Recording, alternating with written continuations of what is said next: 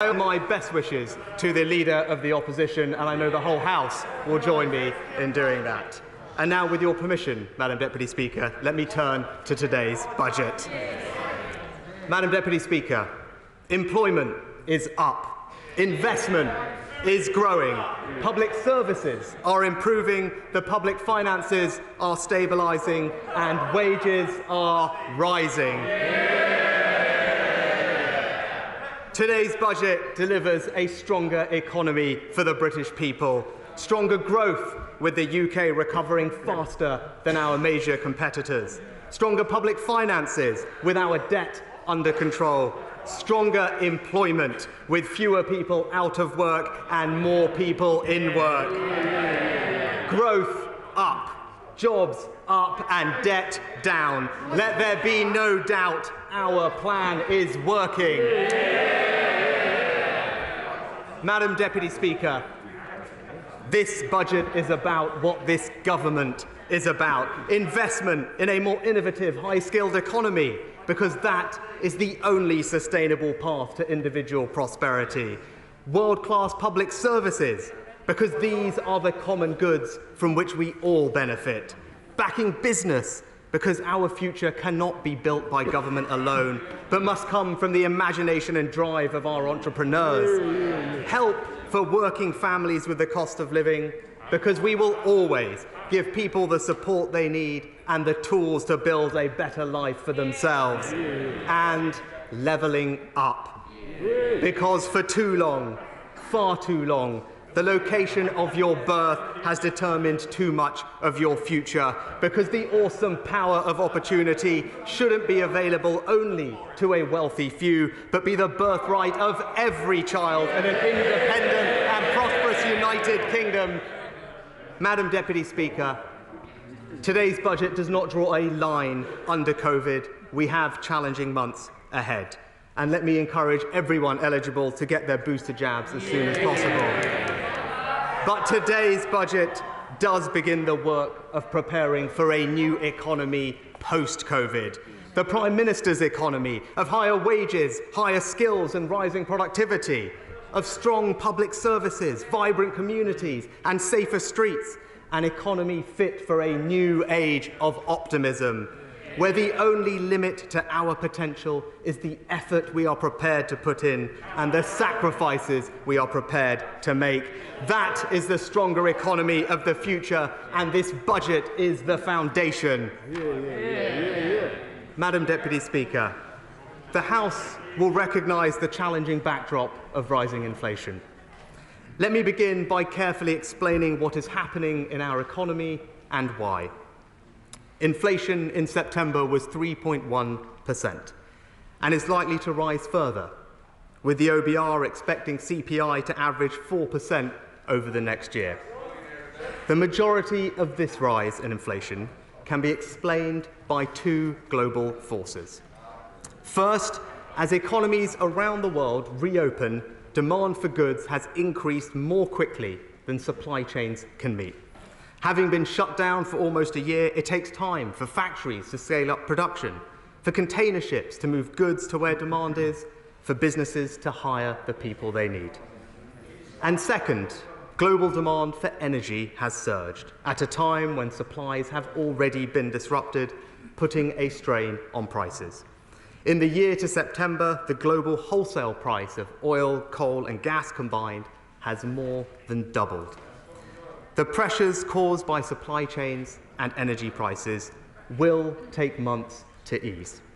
It would be irresponsible for anyone to pretend that we can solve this overnight. I am in regular communication with finance ministers around the world, and it's clear these are shared global problems, neither unique to the UK nor possible for us to address on our own. But where the government can ease these pressures, we will act. To address the driver shortage, the Transport Secretary is introducing temporary visas, tackling testing backlogs, changing cabotage requirements, and is today announcing new funding to improve lorry park facilities. We've already suspended the HGV levy until August, and I can do more today. extending it for a further year until 2023 and freezing vehicle excise duty for heavy goods vehicles. To help with the cost of living, we've introduced a new £500 million household support fund, and today's budget will support working families further. And in terms of our fiscal policy, we are going to meet our commitments on public services and capital investment, but we are going to do so keeping in mind the need to control inflation. And finally, I have written to the Governor of the Bank of England today to reaffirm their remit to achieve low and stable inflation. And people should be reassured they have a strong track record in doing so. I understand people are concerned about global inflation, but they have a government here at home ready and willing to act.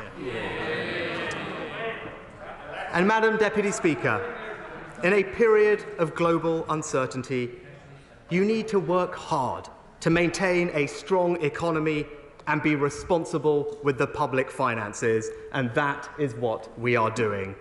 I'm grateful to the OBR for their work, and I'm pleased to say they now expect our recovery to be quicker. Thanks to this government's actions, they forecast the economy to return to its pre-COVID level at the turn of the year, earlier than they thought in March. Growth this year is revised up from 4 to 6.5%. The OBR then expect the economy to grow by 6% in 2022 and 2.1%, 1.3% and 1.6% over the next 3 years. In July last year, at the height of the pandemic, unemployment was expected to peak at 12%. Today, the OBR expect unemployment to peak at just 5.2%. That means over 2 million fewer people out of work than previously feared.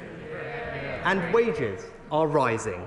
Compared to February 2020, they have grown in real terms by almost 3.5%. And I can confirm for the House the OBR's forecast for business investment has been revised up over the next 5 years. And because of the actions we took to support our economy, we have been more successful than previously feared in preventing the long-term economic damage of COVID. The OBR have today revised down their scarring assumption from 3% to 2%. In the depths of the worst economic crisis on record, we set out a plan for jobs, a plan that was backed by business groups and trade bodies, a plan that has helped millions of people and saved millions of jobs, a plan that the OBR have today described as remarkably successful. Madam Deputy Speaker, today's forecast confirm beyond doubt our plan for jobs is working. And Madam Deputy Speaker, disruption in the global economy highlights the importance of strong public finances. Coronavirus left us with borrowing higher than at any time since the Second World War. As the Prime Minister reminded us in his conference speech, higher borrowing today is just higher interest rates and even higher taxes tomorrow. So we need to strengthen our public finances so that when the next crisis comes, we have the fiscal space to act. Today, I am publishing a new Charter for Budget Responsibility. The Charter sets out 2 fiscal rules which will keep this government on the path of discipline and responsibility. First, underlying public sector net debt, excluding the impact of the Bank of England, must, as a percentage of GDP, be falling. Second, in normal times, the state should only borrow to invest in our future growth and prosperity. Everyday spending must be paid through taxation.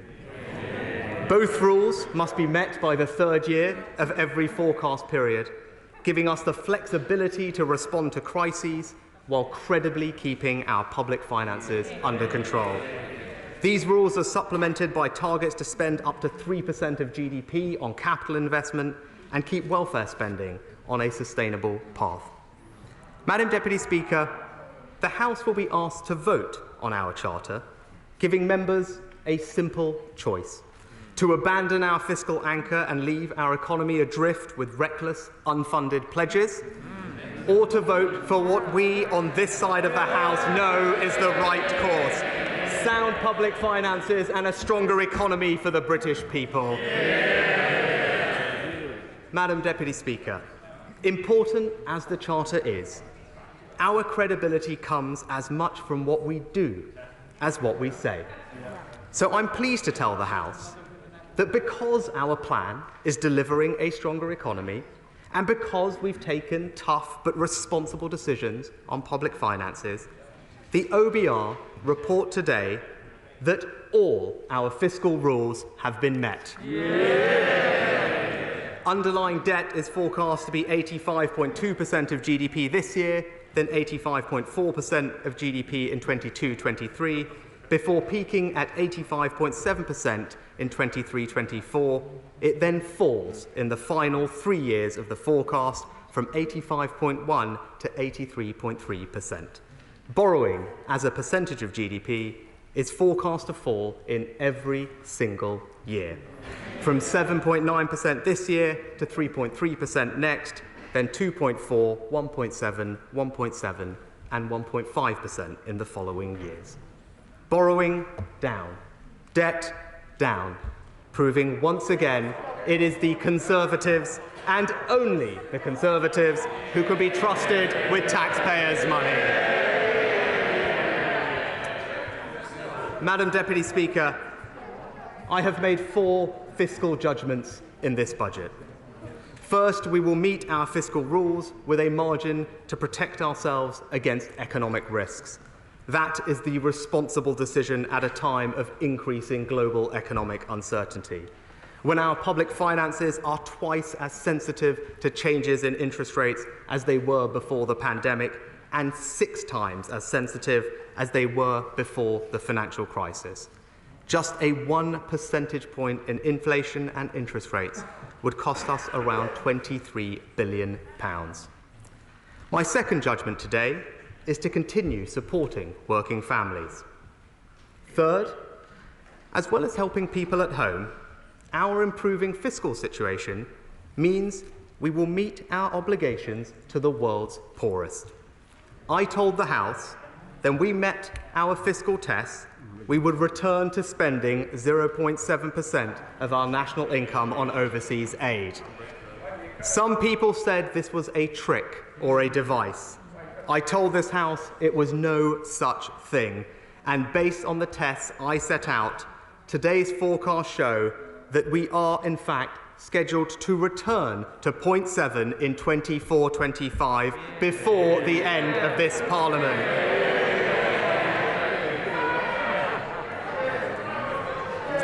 And Madam Deputy Speaker, my fourth fiscal judgment is this. Today's budget increases total departmental spending over this Parliament by £150 billion. That's the largest increase this century, with spending growing by 3.8% a year in real terms. As a result of this spending review, and contrary to speculation, there will be a real terms rise in overall spending for every single department, and public sector net investment as a share of GDP will be at the highest sustained level for nearly half a century. If anybody still doubts it, today's budget confirms the Conservatives are the real party of public services.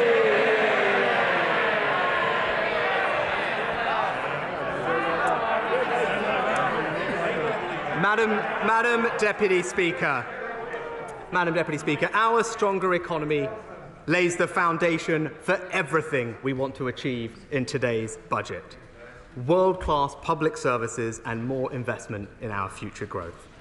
Before I turn to the details, I'd like to thank my right honourable friend, the Chief Secretary. Yeah. Completing the spending review in such challenging circumstances was a tall order, and thankfully we had just the man for the job.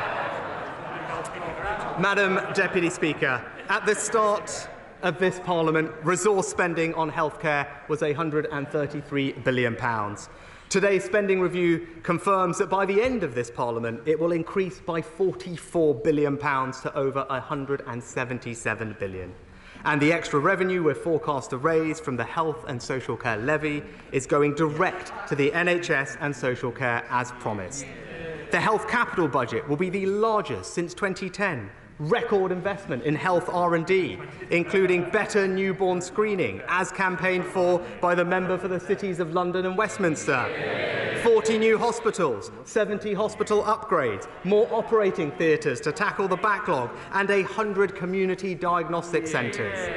All staffed by a bigger, better-trained workforce with 50,000 more nurses and 50 million more primary care appointments. As well as funding to deliver the Prime Minister's historic reforms to social care, we're providing local government with new grant funding over the next 3 years of £4.8 billion, the largest increase in core funding for over a decade. And we're investing more in housing and home ownership too, with a multi-year housing settlement totalling nearly £24 billion. £11.5 billion to build up to the 180,000 new affordable homes, the largest cash investment in a decade, 20% larger than the previous programme. And we're investing an extra £1.8 billion, enough to bring 1,500 hectares of brownfield land into use, meet our commitment to invest £10 billion in new housing, and unlock 1 million new homes. We're also confirming £5 billion to remove unsafe cladding from the highest risk buildings, partly funded by the Residential Property Developers Tax, which I can confirm will be levied on developers with profits over £25 million at a rate of 4%. And we've also reduced rough sleeping by over a third, but we will go further, with £640 million a year for rough sleeping and homelessness, an 85% increase in funding compared to 2019. Madam Deputy Speaker, today's budget funds our ambition to recruit 20,000 new police officers, provides an extra £2.2 billion for courts, prisons and probation services, including £500 million to reduce the courts' backlog, pays for programmes to tackle neighbourhood crime, reoffending, county lines, violence against women and girls, victim services and improved responses to rape cases. And over the next 3 years commits £3.8 billion to the largest prison building programme in a generation. Madam Deputy Speaker, all governments should aspire to provide greater life chances for future generations. But few governments can match our ambition. So let me now turn to what this budget does to support children. The evidence is compelling that the first 1,001 days of a child's life are the most important. My right honourable friend, the member for South Northamptonshire, has recognised this with her inspirational report. And we are responding today with £300 million for a Start for Life offer for families, high-quality parenting programmes, tailored services to help with perinatal mental health. And I'm pleased to tell the member for Congleton funding to create a network of family hubs around the country too, to improve the quality of childcare. We're going to pay providers more, with today's spending review providing an extra £170 million by 24-25. We're confirming £150 million to support training and development for the entire early years workforce, to help up to 300,000 more families facing multiple needs. We're investing an extra £200 million in the Supporting Families programme, and we will provide over £200 million a year to continue the Holiday Activity and Food programme. Today's spending review also delivers our commitment to schools, with an extra £4.7 billion by 24-25, which, combined with the ambitious plans we announced at the spending review of 2019, will restore per-pupil funding to 2010 levels in real terms, equivalent to a cash increase for every pupil of more than £1,500. And for children with special educational needs and disabilities, we are more than tripling the amount we invest to create 30,000 new school places. And we know that the pandemic caused significant disruption to children's learning. We've already announced £3.1 billion to help education recovery. Today, as promised by the Prime Minister and the Education Secretary, we will go further with just under £2 billion of new funding to help schools and colleges, bringing this government's total support for education recovery to almost £5 billion. Madam Deputy Speaker, as we level up public services, we are also levelling up communities, restoring the pride people feel in the places they call home. To do that, we're providing £560 million for youth services, enough to fund up to 300 youth clubs across the country, over £200 million to build or transform 8,000 state-of-the-art community football pitches across the UK, funding to turn over 100 areas of derelict land into new pocket parks, and I'm allocating the first round of bids from the Levelling Up Fund. £1.7 billion to invest in the infrastructure of everyday life in over 100 local areas, with £170 million in Scotland, £120 million in Wales and £50 million in Northern Ireland, more than their Barnet shares. This will benefit the whole United Kingdom. We are backing projects in Aberdeen, Bury, Burnley, Lewes, Clwyd South, and not one, not two, but 3 successful projects for the great city of Stoke-on-Trent. But that's not all. We're also going to fund projects in Ashton-under-Lyne, South Leicester, Sunderland, Doncaster, and West Leeds. Madam Deputy Speaker, we are so committed to levelling up, we are even levelling up the opposition front bench. Madam Deputy Speaker, levelling up is also about protecting our unique culture and heritage. The British Museum, Tate Liverpool, the York Railway Museum, we're investing £800 million to protect museums, galleries, libraries and local culture. And thanks to the Culture Secretary, over 100 regional museums and libraries will be renovated, restored and revived. And she secured up to £2 million to start work on a new Beatles attraction on the Liverpool waterfront. We're also going to review our museum freedoms and make our creative tax reliefs more generous.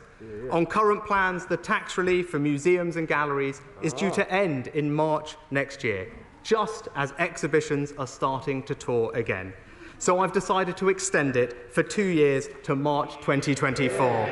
And to support theatres, orchestras, museums and galleries to recover from COVID, the tax reliefs for all those sectors from today until April 2023 will be doubled.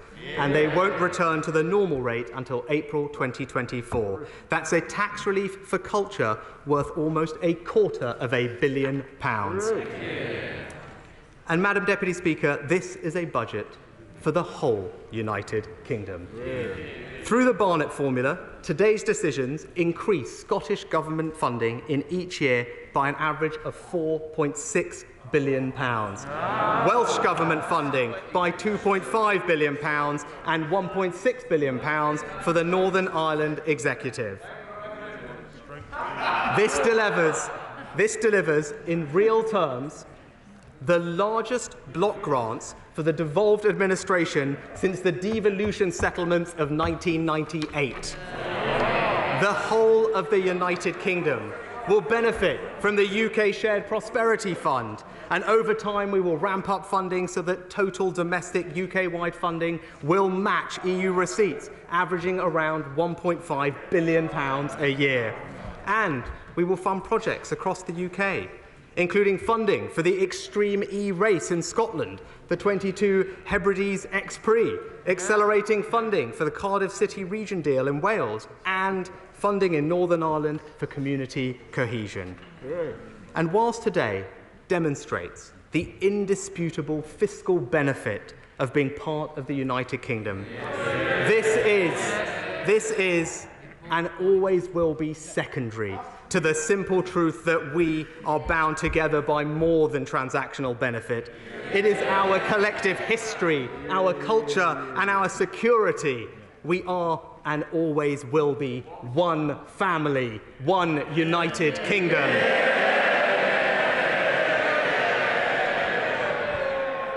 Madam Deputy Speaker, whilst today's budget delivers historically high levels of public spending, its success will be measured not by the billions we spend, but by the outcomes we achieve and the difference we make to people's lives. The budgets are set, the plans are in place, the task is clear. Now we must deliver, because this isn't the government's money, it's taxpayers' money. Madam Deputy Speaker, our stronger economy allows us to fund world-class public services, the people's priority. But over the long term, the only way to pay for higher spending is economic growth. And if we want to see higher growth, we've got to tackle the problem that's been holding back this country for far too long: our uneven economic geography. As we come out of the worst economic shock we've ever seen, we've got a choice: to retrench or to invest.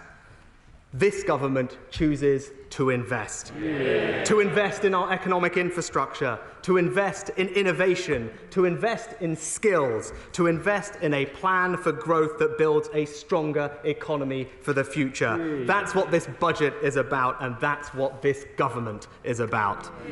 Madam Deputy Speaker, infrastructure connects our country, drives productivity, and levels up.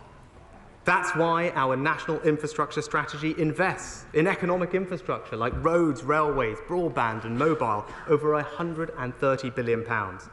To connect our towns and cities, we're investing £21 billion on roads and £46 billion on railways. Our integrated rail plan will be published soon, dramatically improving journey times between our towns and cities. And today, we're providing £5.7 billion for London-style transport settlements in Greater Manchester, the Liverpool City region, the Tees Valley, South Yorkshire, West Midlands, and the west of England.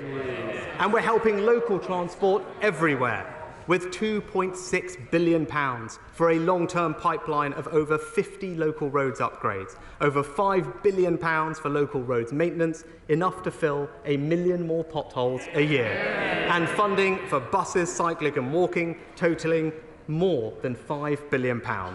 The Prime Minister promised an infrastructure revolution. This budget delivers an infrastructure revolution. Madam Deputy Speaker, investment in our infrastructure is just the first step. We need to do what the people of this country have always done: invent, discover, and create the ideas and technologies that will change the world. So we will also invest more in innovation. The UK is already a world leader. With less than 1% of the world's population, we have 4 of the world's top 20 universities, 14% of the world's most impactful research, and the second most Nobel laureates. We want to go further. I can confirm we will maintain our target to increase R&D investment to £22 billion. But in order to get there and deliver on our other priorities, we'll reach the target in 26-27, spending by the end of this Parliament £20 billion a year on R&D. That's a cash increase of 50%, the fastest increase ever. And I can confirm for the House that this £20 billion is in addition to the cost of our R&D tax reliefs. Combined with those tax reliefs, total public investment in R&D is increasing from 0.7% of GDP in 2018 to 1.1% of GDP by the end of the Parliament. How does 1.1% compare internationally? Well, the latest available data shows an OECD average of just 0.7%. Germany investing 0.9%, France 1%, and the United States just 0.7%. This unprecedented funding will increase core science funding to £5.9 billion per year by 24-25, a cash increase of 37%. Meet the full costs of associating with Horizon Europe. Establish the new Advanced Research and Invention Agency with £800 million by 25-26, and strengthen our focus on late-stage innovation, increasing Innovate UK's annual core budget to £1 billion, double what it was at the start of this Parliament. Madam Deputy Speaker, there's more to becoming a science superpower than just what the government spends on R&D. Our ambitious net zero strategy is also an innovation strategy, investing £30 billion to create the new green industries of the future. We've just issued our second green bond, making us the third largest issuer of sovereign green bonds anywhere in the world. London last week was named the best place in the world for green finance, and on Monday, the new UK Infrastructure Bank announced its first ever investment, £107 million to support offshore wind in Teesside. And to build on this work, 1 week today, I'll be hosting global finance ministers and businesses at COP26.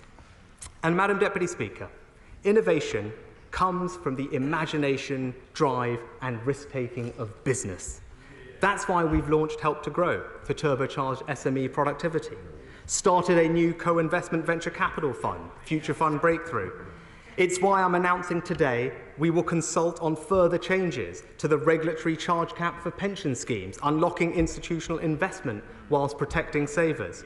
It's why we're introducing a new £1.4 billion Global Britain Investment Fund, supporting transformative economic activity and our world-leading sectors like life sciences. And it's why today's budget increases the British Business Bank's regional financing programmes to £1.6 billion, expanding their coverage and helping innovative businesses get access to the finance they need across the whole United Kingdom.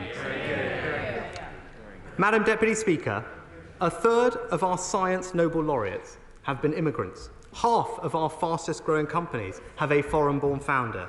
So an economy built on innovation must be open and attractive to the best and brightest minds. Thanks to our brilliant Home Secretary, today's budget confirms the eligibility criteria for our new scale-up visa, making it quicker and easier for the fast-growing businesses to bring in highly skilled individuals. And the Trade Secretary's new Global Talent Network, launching initially in the Bay Area, Boston and Bangalore, will identify, attract and relocate the best global talent in science and tech sectors, all part of our plan to make our visa system for international talent the most competitive in the world. Madam Deputy Speaker, if we want greater private sector innovation, we need to make our research and development tax reliefs fit for purpose. The latest figures show the UK has the second highest spending on R&D tax reliefs in the OECD, yet it's not working as well as it should. UK business investment in R&D is less than half the OECD average. We've reviewed the reliefs and identified two issues we are solving today. First, the reliefs need to reflect how businesses conduct research in the modern world. So, as many companies have called for, I'm expanding the scope of the reliefs to include cloud computing and data costs. The second problem is this. Companies claimed UK tax relief on £48 billion of R&D spending. Yet UK business investment was around half of that, at just £26 billion. We are subsidising billions of pounds of R&D that isn't even happening here in the United Kingdom. That's unfair on British taxpayers, and it puts us out of step with places like Australia, Canada, Hong Kong, Singapore, Switzerland, and the USA. who have all focused their R&D tax reliefs on domestic activity. So from April 2023, we are going to do the same and incentivise greater investment here at home.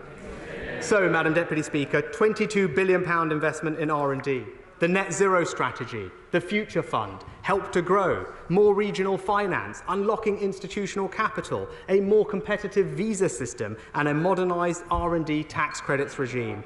Enough action to prove the hypothesis: we are making this country a science and technology superpower. And, Madam Deputy Speaker, as well as investing in infrastructure and innovation, there is one further part of our plan for growth that is crucial: providing a world-class education to all our people. Higher skills lead to higher regional productivity, and higher productivity leads to higher wages. With 80% of the UK's 2030 workforce already in work, our future success depends not just on the schooling we give our children, but the lifelong learning we offer to adults. We've already done a lot. Our plan for jobs invested in apprenticeships, traineeships, and the Kickstart scheme, but we need to go further. Today's budget invests in the most wide-ranging skills agenda this country has seen in decades. We are increasing skills spending over the Parliament by £3.8 billion, an increase of 42%. We're expanding T-levels, building institutes of technology, rolling out the Prime Minister's lifetime skills guarantee, upgrading our FE college estate, quadrupling the number of places on skills boot camps, and significantly increasing funding for apprenticeships. We are also going to tackle a tragic fact. Millions of adults in our country have numeracy skills lower than those expected of a 9-year-old.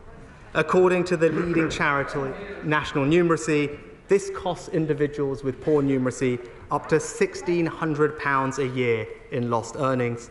People with poor numeracy skills are more than twice as likely to be unemployed as their peers. So today, I can announce a new UK-wide numeracy programme, Multiply. With £560 million, Multiply will improve basic math skills and help to change people's lives across the whole United Kingdom. So, Madam Deputy Speaker, we're building our infrastructure with new roads, railways and broadband, cementing our status as a science and technology superpower, and strengthening the skills of our people, the country's greatest asset. That is a real plan for growth, and that's how this government is building a stronger economy for the British people. Madam Deputy Speaker, world-class public services are the people's priority. Investment in infrastructure, innovation and skills will create the growth that we need to pay for them. But as Conservatives, we know that government action alone won't be enough to create a stronger economy. We want this country to be the most exciting and dynamic place in the world for business. And now that we've left the EU, we have the freedom to do things differently and deliver a simpler, fairer tax system. I want to begin with one of our smallest taxes, but a tax which plays an important role in one of our preeminent industries, shipping. Now that we've left the EU, today we start reforming our tonnage tax regime to make it simpler and more competitive. And we're also making it fairer for UK taxpayers. When we were in the old EU system, ships in the tonnage tax regime were required to fly the flag of an EU state. But that doesn't make sense for an independent nation, so I can announce today that our tonnage tax will, for the first time ever, reward companies for adopting the UK merchant shipping flag, the red ensign. That is entirely fitting for a country with such a proud maritime history as ours. And, Madam Deputy Speaker, I am sure the opposition will be delighted that red flags are still flying somewhere in this country, even if they are even if they are all at sea. Let me turn now to air passenger duty. Right now, people pay more for return flights with and between the 4 nations of the United Kingdom than they do when flying home from abroad. We used to have a return leg exemption for domestic flights, but were required to remove it in 2001. But today, I can announce that flights between airports in England, Scotland, Wales and Northern Ireland will, from April 2023, be subject to a new, lower rate of air passenger duty. This will help cut the cost of living, with 9 million passengers seeing their duty cut by half. It will bring people together across the United Kingdom. And because they tend to have a greater proportion of domestic passengers, it is a boost to regional airports like Aberdeen, Belfast, Inverness and Southampton. Airports are major regional employers. So to help them get through, I'm also extending our support for English airports for a further 6 months. We're also making changes to reduce carbon emissions from aviation. Most emissions come from international rather than domestic aviation. So we are introducing from April 2023 a new ultra-long-haul band in air passenger duty covering flights of over 5,500 miles with an economy rate of £91. Less than 5% of passengers will pay more, but those who fly furthest will pay the most. Madam Deputy Speaker, our approach to corporate taxation strikes a responsible balance between funding public services and encouraging the investment we need for a stronger economy. At the March budget, we took the difficult but necessary decision to increase the rate of corporation tax to 25% from 2023. Still, the lowest rate in the G7 and the 5th lowest rate in the G20. Alongside, I introduced the new super deduction, the biggest business tax cut in modern British history, and extended to the end of this year the annual investment allowance at its higher level of £1 million. Now is not the time to remove tax breaks on investment, so I can confirm today that the £1 million annual investment allowance will not end in December as planned. It will be extended all the way to March 2023. I also said in March that I would review the bank surcharge within corporation tax to maintain the competitiveness of our financial services industry. We will retain a surcharge of 3%. The overall rate for corporation tax on banks will, in 2023, increase from 27% to 28% and will remain higher than the rate paid by other companies. Small challenger banks are improving banking competition, which is good for the sector and good for consumers. So to help them, I will also raise the annual allowance to £100 million. Madam Deputy Speaker, our manifesto promised to review business rates. We're publishing our conclusions today. But before I set out our plans, let me say this. We on this side of the House are clear that reckless, unfunded promises to abolish a tax which raises £25 billion every year are completely irresponsible. It would be wrong to find £25 billion a year in extra borrowing, cuts to public services or tax rises elsewhere. So we will retain business rates, but with key reforms to ease the burden and create stronger high streets. First, we will make the business rate system fairer and timelier, with more frequent revaluations every 3 years. The new revaluation cycle will be delivered from 2023. Second, as called for by the Federation of Small Business and the British Property Federation, we're introducing a new investment relief to encourage businesses to adopt green technologies like solar panels. And I'm announcing today that we'll accept the CBI and the British Retail Consortium's recommendation to introduce a new business rates improvement relief. From 2023, every single business will be able to make property improvements and for 12 months, pay no extra business rates. That means a hotel adding extra rooms, a manufacturer expanding their factory, an office adding new air conditioning, CCTV or bike shelters will all pay no extra rates.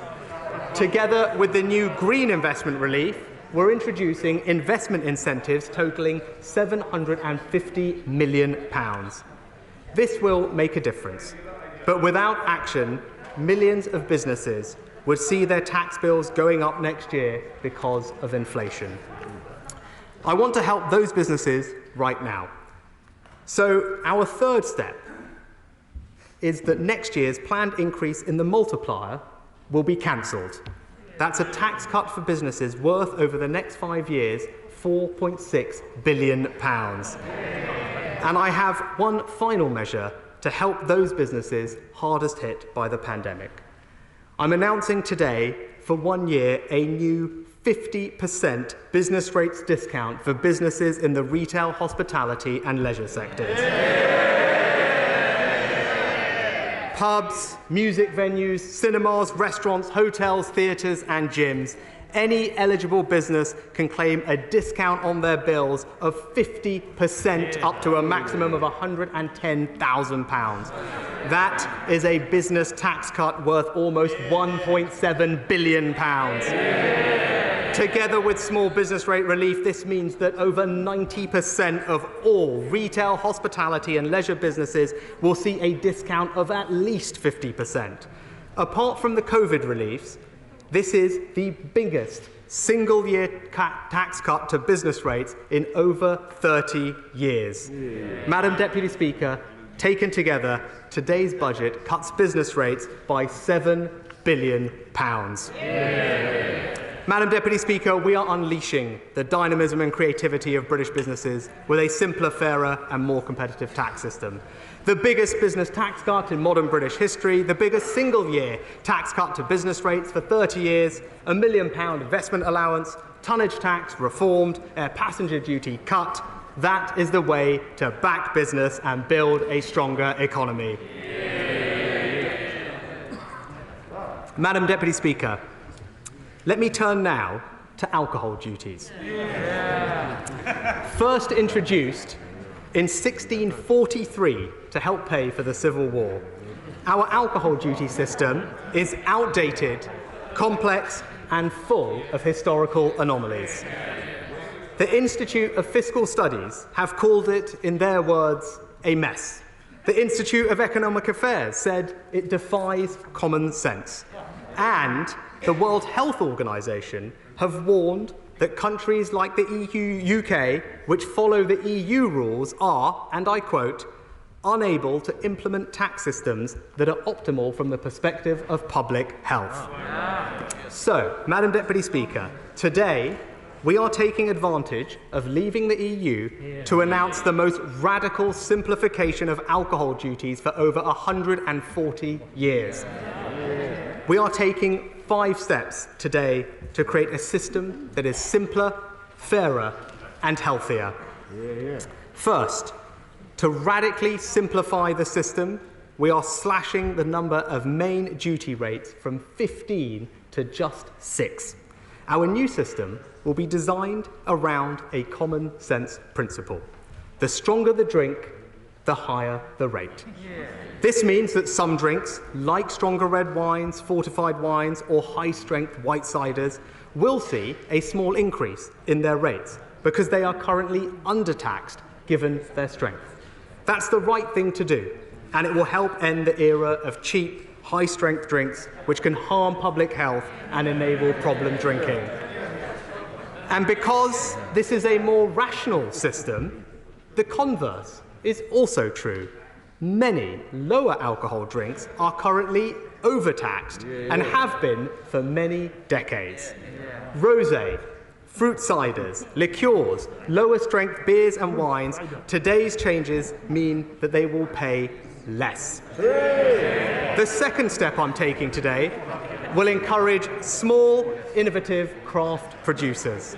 I'm announcing proposals for a new small producer relief. This will extend the principle of small brewers relief to include, for the first time ever, small cider makers and other producers making alcoholic drinks of less than 8.5%. Third, I'm going to modernise the system to reflect the way that people drink today. Over the last decade, consumption of sparkling wines like Prosecco has doubled. English sparkling wine has increased almost tenfold. It's clear they are no longer the preserve of wealthy elites. And they are no stronger than still wines. So I'm going to end the irrational duty premium of 28% that they currently pay. Sparkling wines, wherever they are produced, will now pay the same duty as still wines of equivalent strength. And because growing conditions in the UK typically favour lower strength and sparkling wines, this means English and Welsh wines, compared with stronger imported wines, will now pay less. Sales of fruit cider have increased from 1 in 1,000 ciders sold in 2005 to 1 in 4 today. But they can pay 2 or 3 times as much duty as cider that is made with apples or pears. So we are cutting the duty on them too. The fourth step I'm taking today will directly support the home of British community life for centuries, our pubs. Even before the pandemic, pubs were struggling. Between 2000 and 2019, consumption in the on-trade fell by 40%. And many public health bodies recognise that pubs are often safer drinking environments than being at home. So, as the members for Dudley South and North West Durham will agree, a fairer, healthier system supports pubs. So I can announce today draft relief. Draft relief will apply a new, lower rate of duty on draft beer and cider. It will apply to drinks served from draft containers over 40 litres. It will particularly benefit community pubs who do 75% of their trade on draft. And let me tell the House the new rate. Draft relief will cut duty by 5%. That is the biggest cut to cider duty since 1923. The biggest cut to fruit ciders in a generation. The biggest cut to beer duty for 50 years. This is not temporary. It's a long-term investment in British pubs of £100 million a year and a permanent cut in the cost of a pint of 3p. And I cannot wait, Madam Deputy Speaker, for the opposition to accuse me tomorrow of beer barrel politics. Madam Deputy Speaker, these much-needed reforms will come into effect in February 2023, but I want to help the hospitality industry right now. So, for my final announcement on alcohol duties today, I can confirm that the planned increase in duty on spirits like Scotch whisky, wine, cider and beer will all, from midnight tonight, be cancelled. That's a tax cut worth £3 billion. Madam Deputy Speaker, our reforms make the alcohol duty system simpler, fairer and healthier. They help with the cost of living while tackling problem drinking. They support innovative entrepreneurs and craft producers. They back pubs and public health. And they are only possible because we've left the European Union.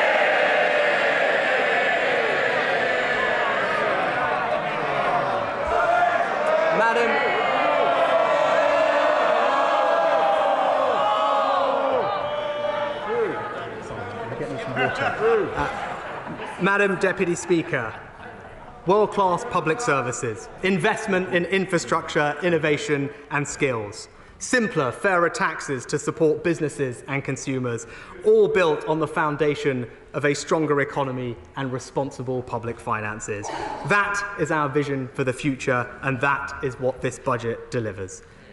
And this budget also supports working families. Madam Deputy Speaker, with fuel prices at the highest level in 8 years, I'm not prepared to add to the squeeze on families and small businesses. So I can confirm today the planned rise in fuel duty will be cancelled. That's a saving over the next 5 years of almost £8 billion. Compared to pre-2010 plans, today's freeze means the average tank of fuel will cost around £15 less per car, £30 less for vans, £130 less for HGVs. After 12 consecutive years of frozen rates, the average car driver will now save a total of £1,900. Madam Deputy Speaker, I can also announce today that public sector workers will see fair and affordable pay rises across the whole spending review period as we return to the normal, independent pay-setting process. And I can take action to help the lowest paid as well. It was a Conservative government that introduced the national living wage in 2016. A Conservative government that, according to statistics published just yesterday, has overseen the proportion of people in low-paid work falling to its lowest level since 1997. And it is a Conservative government that is increasing the wage floor again today. The Independent Low Pay Commission brings together economists, business groups and trades unions. The government is accepting their recommendation to increase the national living wage next year by 6.6% to £9.50 an hour. For a full-time worker, that's a pay rise worth over £1,000. It will benefit over 2 million of the lowest paid workers in the country. It's broadly consistent with previous increases and keeps us on track for our target of 2/3 of median earnings by 2024. And it is a major commitment to the high-wage, high-skill, high-productivity economy of the future.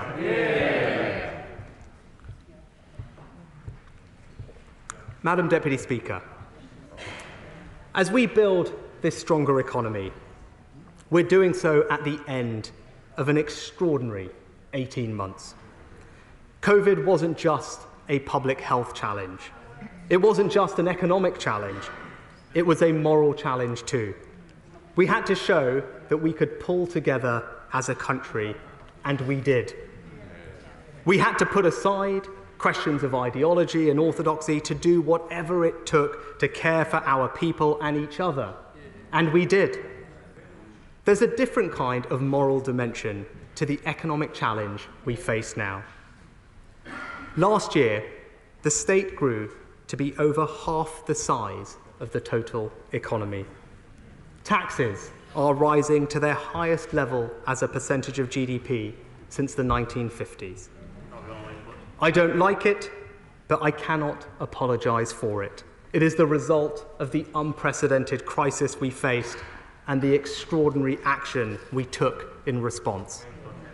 But now we have a choice. Do we want to live in a country where the response to every question is what is the government going to do about it? Where every time prices rise, every time a company gets in trouble, every time some new challenge emerges, the answer is always the taxpayer must pay? Or do we choose to recognise that government has limits? Government should have limits.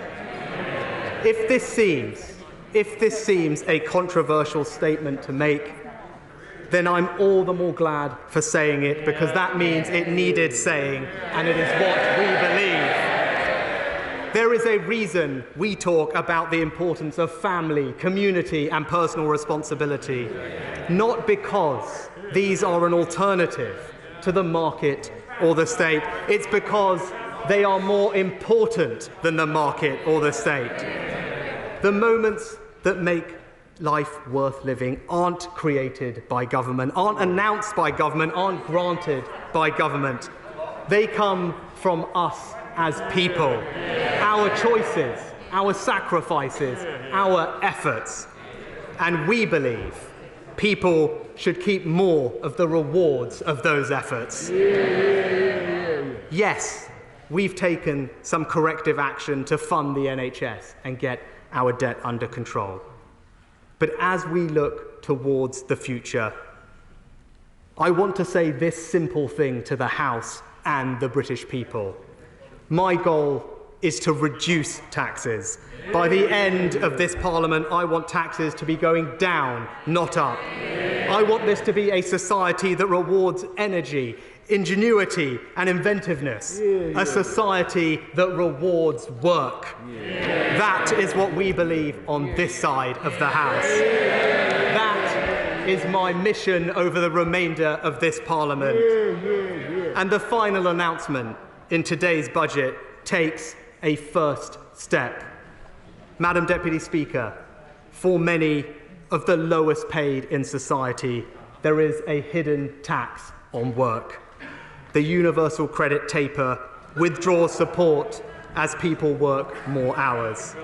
The rate is currently 63%, so for every £1 someone earns, their universal credit is reduced by 63p.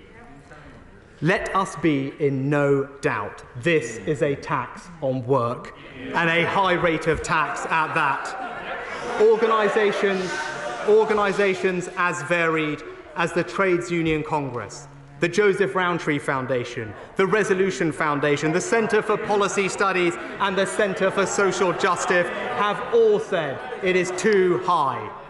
So, to make sure work pays and help some of the lowest income families in our country keep more of their hard-earned money, I have decided to cut this rate, not by 1%, not by 2%, but by 8%.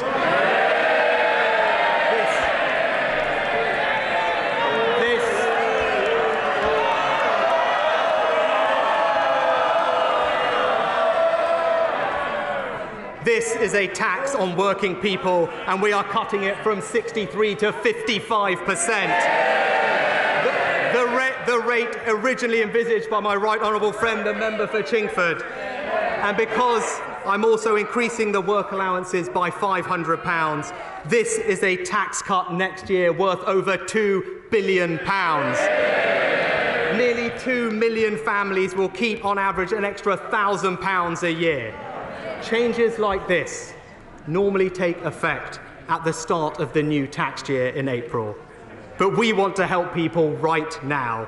So we will introduce this within weeks and no later than December the 1st. Let me tell the House what these changes mean. A single mother of two, renting and working full-time on the national living wage, will be better off by around £1,200. A couple renting a home with their 2 children, one working full-time, the other working part-time, will be better off every single year by £1,800. This is a £2 billion tax cut for the lowest paid workers in our country. It supports working families, it helps with the cost of living, and it rewards work. So, Madam Deputy Speaker, fuel duty cut, air passenger duty cut, alcohol duty cut, the biggest cut to business rates in 30 years. Growth up, jobs up, wages up, public finances back in a better place, more investment in infrastructure, innovation and skills, a pay rise for over 2 million people and a £2 billion tax cut for the lowest paid. This budget helps with the cost of living. This budget levels up to a higher wage, higher skill, higher productivity economy. This budget builds a stronger economy for the British people, and I commend it to the House.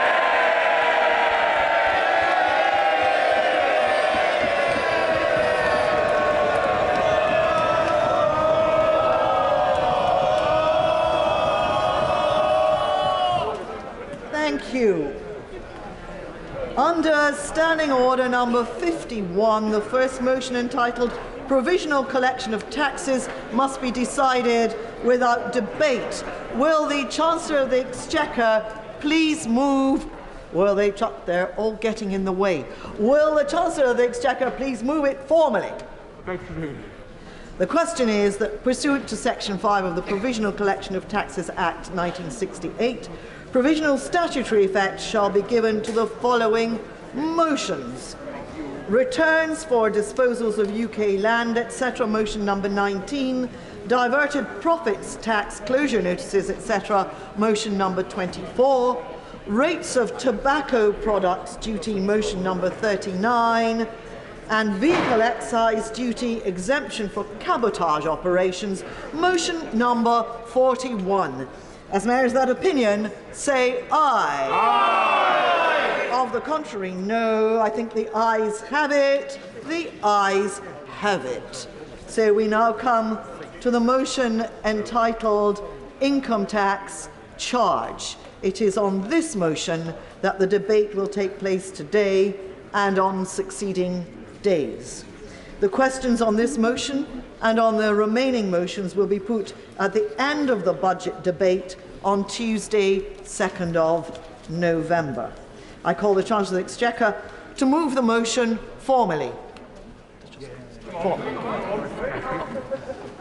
The question is that income tax is charged for the tax year 2022 to 23, and it is declared that it is expedient in the public interest that this resolution should have statutory effect under the provisions of the Provisional Collection of Taxes Act 1968. I would normally, at this point, call the Leader of the Opposition to respond to the Chancellor's statement. As the Prime Minister, as the Speaker announced earlier, the Leader of the Opposition is sadly isolating. We all wish him a speedy recovery, and therefore I call to answer on behalf of the Opposition the Shadow Chancellor, Rachel Reeves. Thank you, Madam Deputy Speaker. Families struggling with the cost of living crisis, businesses hit by a supply chain crisis, those who rely on our schools and our hospitals and our police. They won't recognise the world that the Chancellor is describing. They will think that he is living in a parallel universe. The Chancellor in this budget has decided to cut taxes for banks. So, Madam Deputy Speaker, at least the bankers on short-haul flights sipping champagne will be cheering this budget today. And the arrogance, after taking £6 billion out of the pockets of some of the poorest people in this country, expecting them to cheer today for £2 billion given to compensate. In the long story of this Parliament, never has a Chancellor asked the British people to pay so much for so little. Time and again today, the Chancellor compared the investments that he is making to the last decade. But who was in charge? Who was in charge in this last decade? They were. So let's just reflect on the choices that Chancellor has made today. The highest sustained tax burden in peacetime. And who is going to pay for it? It's not international giants like Amazon. No, the Chancellor has found a tax deduction for them. It's not property speculators. They've already pocketed a stamp duty cut. And it's clearly not the banks, even though bankers' bonuses are set to reach a record high this year. Instead, the Chancellor is loading the burden on working people. A national insurance tax rise on working people. A council tax hike on working people. And no support today for working people with VAT on their gas and electricity bills. And what are working people getting in return? A record NHS waiting list with no plan to clear it. No way to see a GP, and still having to sell their home to pay for social care. Community policing, nowhere to be seen. A court backlog leaving victims without justice. And almost every rape going unprosecuted. A growing gap in results and opportunities between children at private and state schools. soaring number of pupils in supersized classes, and no serious plan to catch up on learning stolen by the virus.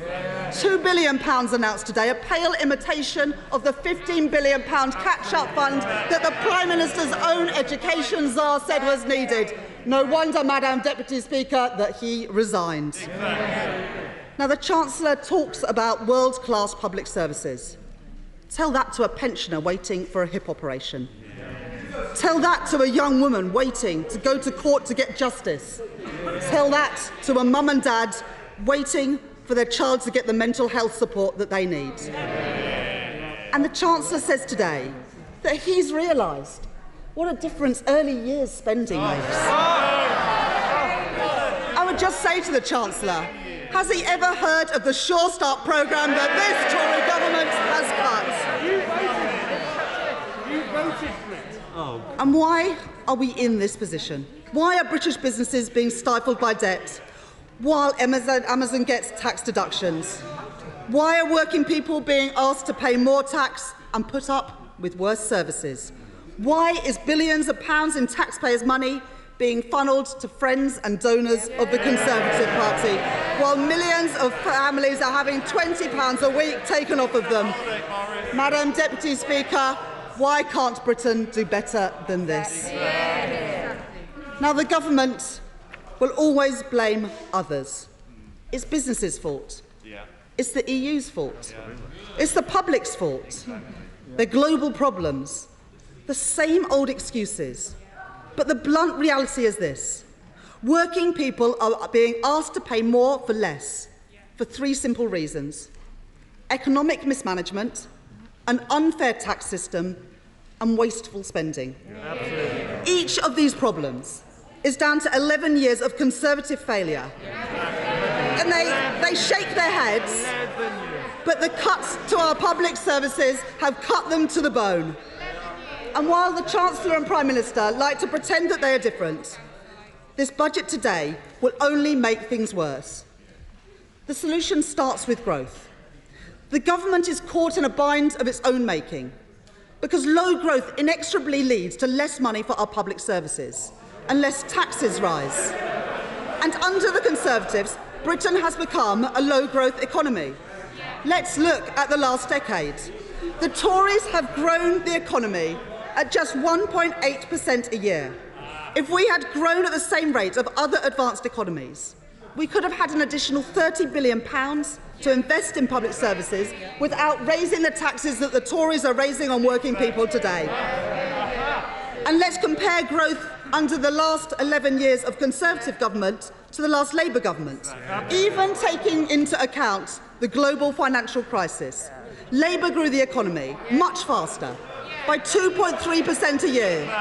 If the Tories matched that record, we would have £30 billion more a year to spend on public services.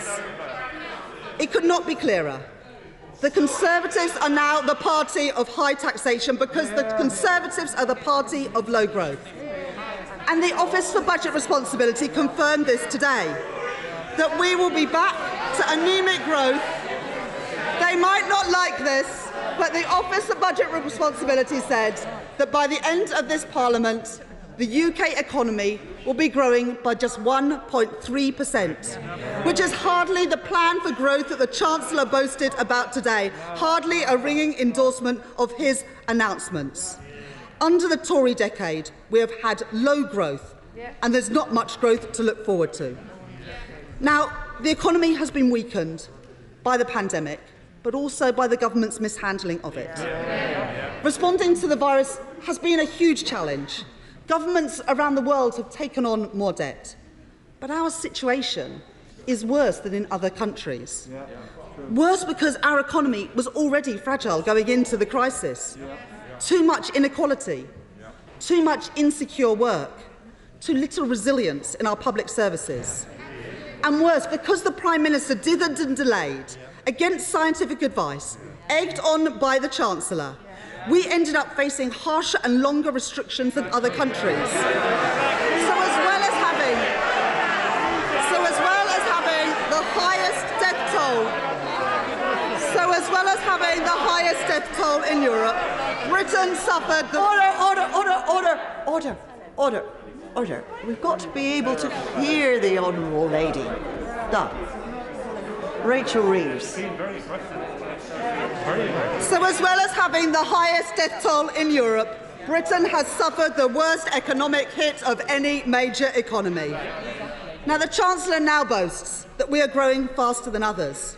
But that's because we fell the furthest. And whilst the US and others have already seen their economy bounce back to levels seen before the pandemic, the UK hasn't. Our economy is set to be permanently weaker. On top of all that, the government is now lurching from crisis to crisis. People avoiding journeys because they can't fill up their petrol tank is not good for the economy. People spending less because the cost of the weekly shop has exploded is not good for the economy. And British exporters facing more barriers than their European competitors because of the deal that this government did is not good for our economy. If this were a plan, it would be economic sabotage. And when the Prime Minister isn't blagging that this chaos is part of his cunning plan, he says that he's not worried about inflation. Well, tell that to families struggling with rising gas and electricity bills, with rising prices of petrol at the pump, and with rising food prices. He's out of touch, he's out of ideas, and he's left working people out of pocket.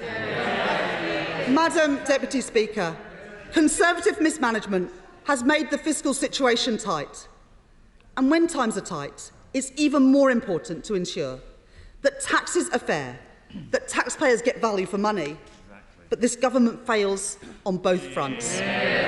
We have a grossly unfair tax system, with a burden being heaped on working people. Successive budgets now have raised council tax, have raised income tax, and now they have raised national insurance too.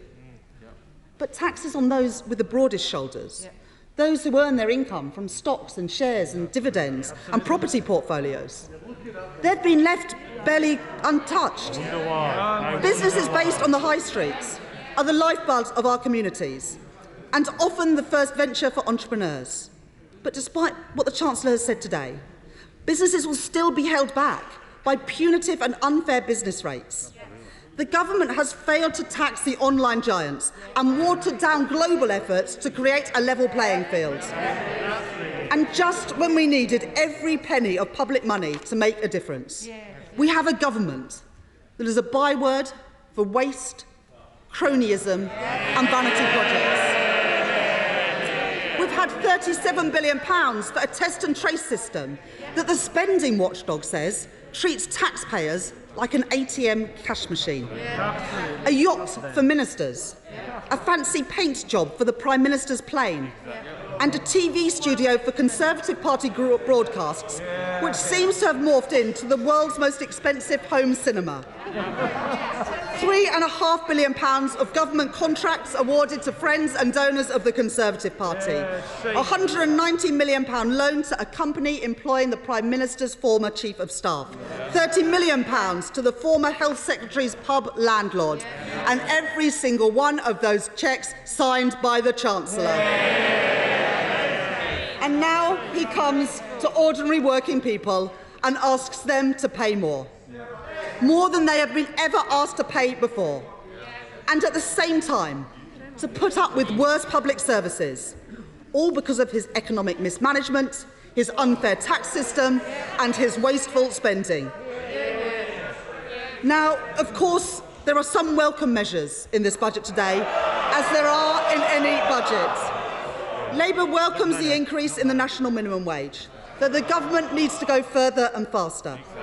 If they had backed Labour's position of an immediate rise to at least £10 an hour, then a full-time worker on the national minimum wage would be in line for an extra £1,000 a year. Ending the punitive public sector pay freeze is welcome, but we know how much this Chancellor likes his smoke and mirrors. So we'll be checking the books to make sure that the money is there for a real terms pay rise. Labour also welcomes the government's decision to reduce the universal credit taper rate, as we have consistently called for.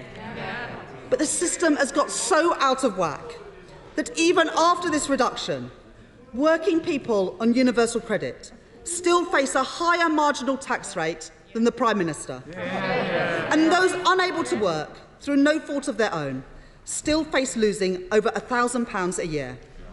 And for families who go out to work every day but don't get government benefits, on an average wage, who have to fill up their car with petrol to get to work, who do that weekly shop, and who see their gas and electricity prices go up, this budget today does absolutely nothing for them. We have a cost of living crisis. The government has no coherent plan to help families cope with rising energy prices. And whilst we welcome the action taken today on universal credit, millions will still struggle to pay the bills this winter. The government has done nothing to help people with their gas and electricity bills with that cut in VAT receipts as Labour has called for. A cut that is possible because we are outside the European Union and could be funded by the extra VAT receipts that have been experienced in the last few months. Working people are left out in the cold while the government hammers them with tax rises. Now, national insurance is a regressive tax on working people. It is a tax on jobs. Under the Chancellor's plans, a landlord renting out dozens of properties won't pay a penny more in tax. But their tenants, in work, will face tax rises of hundreds of pounds a year. And he is failing to tackle another huge issue of the day: adapting to climate change. Adapting to climate change presents opportunities: more jobs, lower bills and cleaner air. But only if we act now and if we act at scale. According to the Office for Budget Responsibility, failure to act will mean public sector debt explodes later to nearly 300% of GDP. The only way to be a prudent and responsible Chancellor is to be a green Chancellor, to invest in the transition to a zero-carbon economy and give British businesses a head start in the industries of the future. But with no mention of climate in his conference speech and the most passing of references today, we are burdened with a Chancellor unwilling to meet the scale of the challenges we face. Homeowners are left to face the costs of insulation on their own. Industries like steel and hydrogen are in a global race, but without the support that they need. And the Chancellor today has promoted domestic flights over high-speed rail in the week before COP26. And it is because of this, Chancellor, that in this very week that we try and persuade other countries to reduce their emissions. This government can't even confirm that it will meet its 2035 climate reduction target. Madam Deputy Speaker, everywhere working people look at the moment, they see prices going up and they see shortages on the shelves. But this budget did nothing to address their fears. Household budgets are being stretched thinner than ever. But this budget did nothing to deal with the spiralling cost of living. It is a shocking missed opportunity by a government that is completely out of touch. There is an alternative. Rather than just tweak the system, Labour would scrap business rates and replace it with something much better, by ensuring online giants pay their fair share. That's what being pro-business looks like. We wouldn't put up national insurance for working people. We would ensure that those with the broadest shoulders pay their fair share. That's what being on the side of working people looks like. We'd end the £1.7 billion subsidy that the government gives to private schools and put it straight into our local state schools. That's what being on the side of working families looks like. And we deliver a climate investment pledge, £28 billion every year for the rest of this decade. That's gigafactories to build batteries for electric vehicles. That's a thriving hydrogen industry, creating jobs in all parts of our country, and retrofitting so that we keep homes warm and get our energy bills down. That's what real action on climate change looks like. This country deserves better, but they'll never get it under this Chancellor, who gives with one hand but takes so much more with the other. The truth is this: what you get with these two is a classic con game. It's like one of those pickpocketing operations that you see in crowded places. The Prime Minister is the front man, distracting people with his wild promises. All the while, the Chancellor dips his hand in their pockets. It all seems like fun and games until you walk away and find that your purse has been lifted. But people are getting wise to them. Every month they feel the pinch. They're tired of the smoke and mirrors. They're tired of the bluster, of the false dawns, of the promises of jam tomorrow. Labour would put working people first, would use the power of government and the skill of business to ensure that the next generation of quality jobs are created right here in Britain. We'd tax fairly, spend wisely, and after a decade of faltering growth, we'd get the Britain's economy firing on all cylinders. That is what a Labour budget would have done today.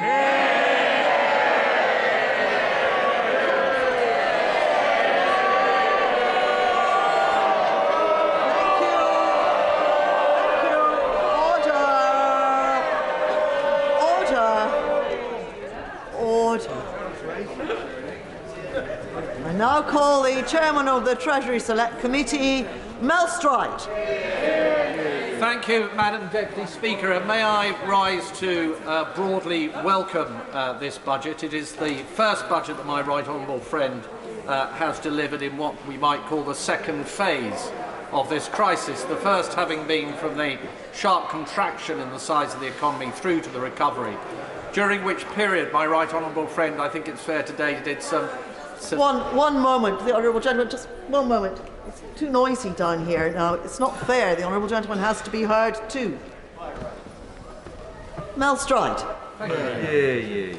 I was just saying, Madam Deputy Speaker, that in the first phase of this crisis, between the huge contraction in the size of the economy to the recovery that we're now seeing, I think it's fair to say that my right honourable friend did a pretty remarkable job to support the jobs market and to support jobs. Not without criticism, incidentally, from my committee, but overall a remarkable job. He now has an even tougher job as he looks forward to the future, having to now deliver on sustainable economic growth, making sure that the public finances are on a sustainable trajectory, as well as meeting all those other objectives the government rightly has around levelling up and net zero and so on.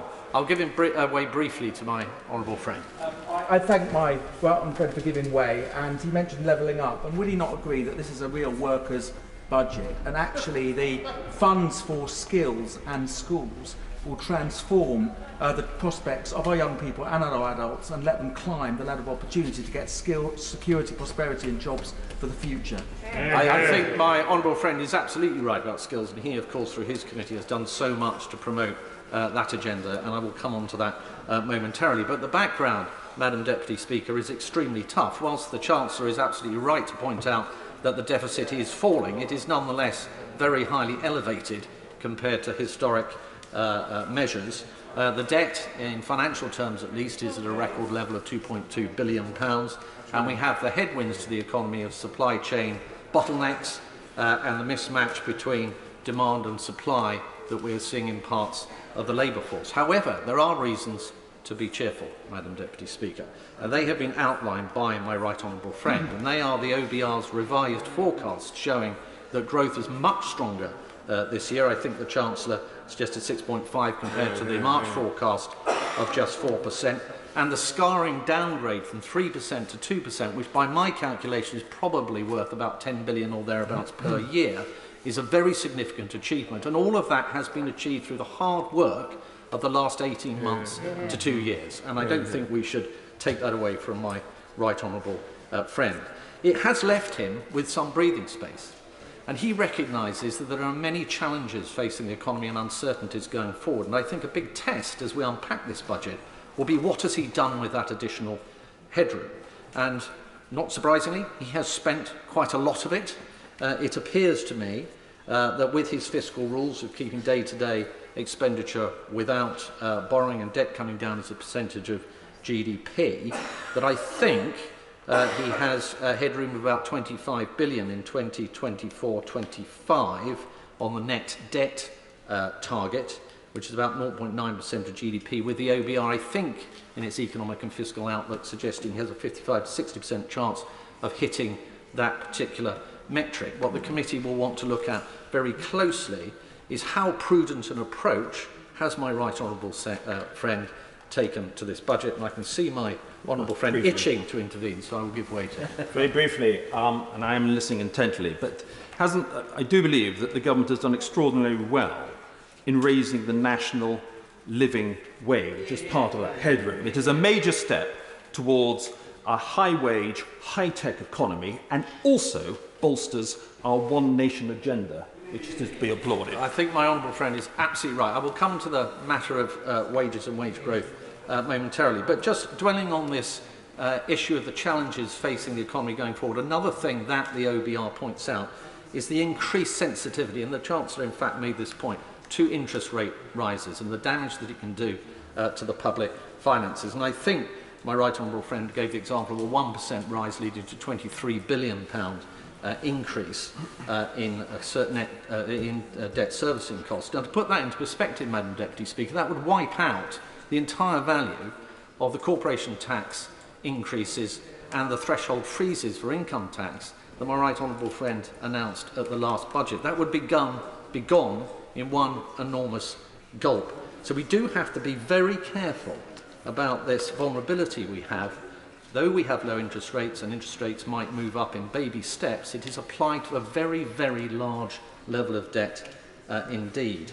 And I wanted to just touch on inflation, and I'm pleased that my right honourable friend spent quite a lot of time on this in his speech, and its impact on interest rates. We've already seen the MPC beginning to divide on the issue as to whether rates should go up, and there's an expectation now, certainly in the markets, that rates will start to increase. We're seeing 10-year gilts coming up in more recent times, and it's possible that QE, maybe passively initially, may start to unwind when we reach a certain trigger level of interest rates as well. So it's very important that this credible plan is there to deliver on those fiscal targets. And the history, Madam Deputy Speaker, is not good in that respect. We have had Chancellor after Chancellor that have failed to meet their fiscal targets. They've either abandoned them completely or delayed them or modified them in some form.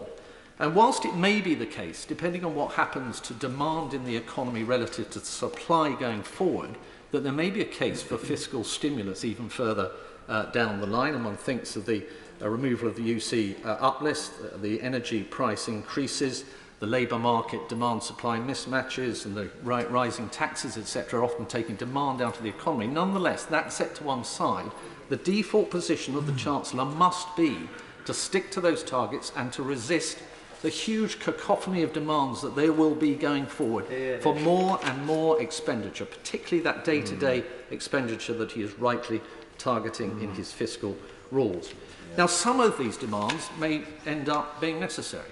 If we don't get back to the kind of pattern of demand for public transport that we had before we locked down, it is conceivable that further subsidy will need to go into the public transport sector. There will be other areas, like the health service, that may have additional demands. But I would point out to my right honourable friend, and I know he more than most knows this, that the take of public expenditure taken by the NHS has risen in the last 10 years from 32% to 42% over that period.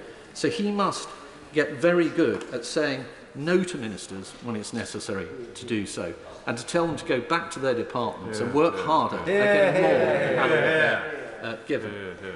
A lesson for all of us, incidentally, Madam Deputy Speaker, particularly on this side of the House. And if we fail in this endeavour, Madam Deputy Speaker, and inflation takes off and interest rates go up through the roof, and the cost of servicing our debt becomes ruinous, and international markets lose faith in our economy, we will be back broadly where we were in 1992 when we had Black Wednesday. And members on this side of the House will remember the long, hard lesson of that it took us a generation to re-establish our ability to be able to look the electorate in the eye and say we have fiscally responsible government. There were some announcements on tax, and can I firstly say that I think the drop in the surcharge on the bank surcharge is absolutely the right thing to do. When you're putting corporation tax rates up to 25% from 19%, it would be absurd to cripple our financial institutions with uncompetitive international tax rates. But I was particularly delighted by the shift in the taper rate from 63% to 55%. That is going to help countless low-paid families earn more, keep more of their money, and encourage more people into work. And I remember when I was a Minister at the Treasury, Madam Deputy Speaker, we endlessly looked, and I pushed really hard on this, and I know how expensive, and I think it was £2 billion a year that my right honourable friend suggested, it is to do that.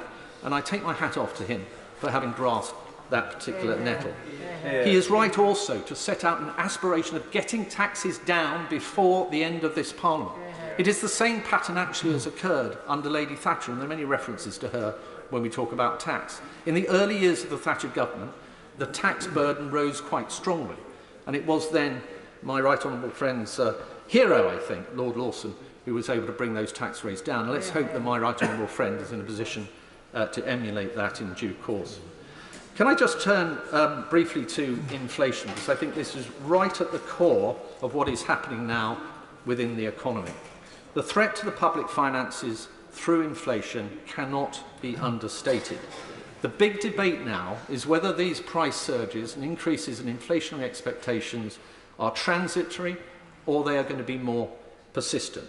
And my right honourable friend referred to the surge in demand relative to supply. And of course, that will lead to price increases. And of course, all else being equal, one might imagine that will pass through relatively quickly. And we've seen commodity price increases, transport price increases, and the energy price increases that my right honourable friend specifically referred to. But there are a number of other price increases that we might expect to be more sticky. The bottlenecks, which are often outside of our control. The Southeast Asian chip manufacturer who has a bottleneck and resulting in us not being able to produce cars here in the United Kingdom. The fact that structurally the labour market has changed. There's a greater demand now for goods relative to services as a consequence of the pandemic, and that will take time to mop up. The Bank of England, the MPC, have expressed increasing concerns in different ways about inflation and have constantly been deferring the moment at which they believe inflation will peak. And I think there is a debate, Madam Deputy Speaker, as to when deferred transitory becomes persistent. What do you give away? But the big, can I just finish this point? The huge challenge here and danger is that we go into a wage price spiral. And one of the ways that might happen is if we talk up wages, if we invoke companies to put up wages without a coincident increase in productivity, that will simply feed the inflationary tiger. And we have to be very careful on that point. I give way to the honourable gentleman. Well, would my right honourable friend agree we need to be very careful about believing any of these OBR and Bank of England forecasts, because they of course said that inflation would be down at under 2% just a few months ago, and they've now had to change their mind. And wouldn't you also agree that when Lord Lawson did cut income tax rates, we had a surge of extra revenue?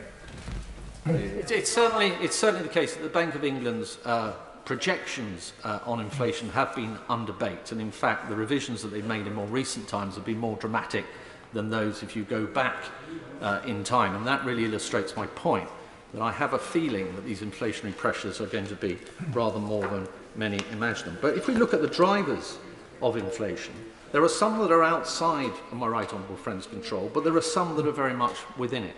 And one of those is actually immigration. Now, I totally accept my right honourable friend, the Prime Minister's comment when he says we do not want to instinctively reach for the lever of uncontrolled immigration. He is absolutely right. This country left the EU to get control of our immigration. However, what we mustn't do is avoid pulling the lever that says where in the shorter term there are real genuine pinch points in the labour market, whereby if we don't act and bring skills in if necessary, we will simply encumber those businesses in a way that may mean many of them may go out of business, and we replace them simply with imports, which in themselves can also be inflationary. The other area is skills, and I was really pleased, this comes to the chair of the Treasury, of the Education Select Committee's point, the importance of skills and the announcement that my right honourable friend had to make about post-16 T-levels, lifelong learning. All of those different announcements he made today, I think, are absolutely vital to repurposing the workforce to get the challenges of the future sorted. In the longer term, there's a huge opportunity for us in this country. We are a world leader in life sciences and fintech and financial services, digital sector. We have opportunities in AI and robotics, in genetics. But if we are going to grasp those opportunities, we have to get up the level of business investment. And I think my right honourable friend referred to that increasing through time, which may be true, but it's still quite a long way below where it ought to be, and historically that's the case. So the super deduction, a very important move that the Chancellor has already made, the extension of the annual investment allowance to 2023, very welcome. But I do think we need to look maybe even deeper at how, beyond the point of the end of the super deduction, we continue to see business investment rise. On R&D, it seems to me amongst the plethora of announcements, figures and dates and different schemes and adjustments to reliefs that my right honourable friend identified, it seems to me within that we may have slipped on our target of, by 2024-25, hitting 22 billion. I think that may, if I heard my right honourable friend correctly, has slipped out to 26, 27, and I'm not quite sure where we are on the target that we've had before of 2.4% of GDP by 2027. But those are vital targets for us to meet in the longer term. And the final point I would make, Madam Deputy Speaker, is there must be an overarching examination here of this recovery being balanced. Those that were hit hardest by the pandemic have been the poorest in our society. They were much more likely to be impacted by lockdown and a loss of income, and young people. So my committee will be looking very closely at all the issues that I have raised, including the last point that I have made. But can I once again welcome this budget? The Chancellor has been in a very difficult position. I think he's put forward a very positive set of proposals today. The devil will be in the detail. My committee will look forward to examining that detail, including with my right honourable friend, on Monday of next week. Thank you. I now call the leader of the Scottish National Party, who will be heard without intervention or interruption. Ian Blackford. Thank you, Madam Deputy Speaker. I think we're used to the Prime Minister perhaps being fast and loose with facts, making things up as he goes along. But I have to say, I think better of the Chancellor, and I have to gently say to him that if he thinks that he's going to cut air passenger duty for Inverness and the Highlands and Islands, then he's wrong. Because there is no air passenger duty in Inverness.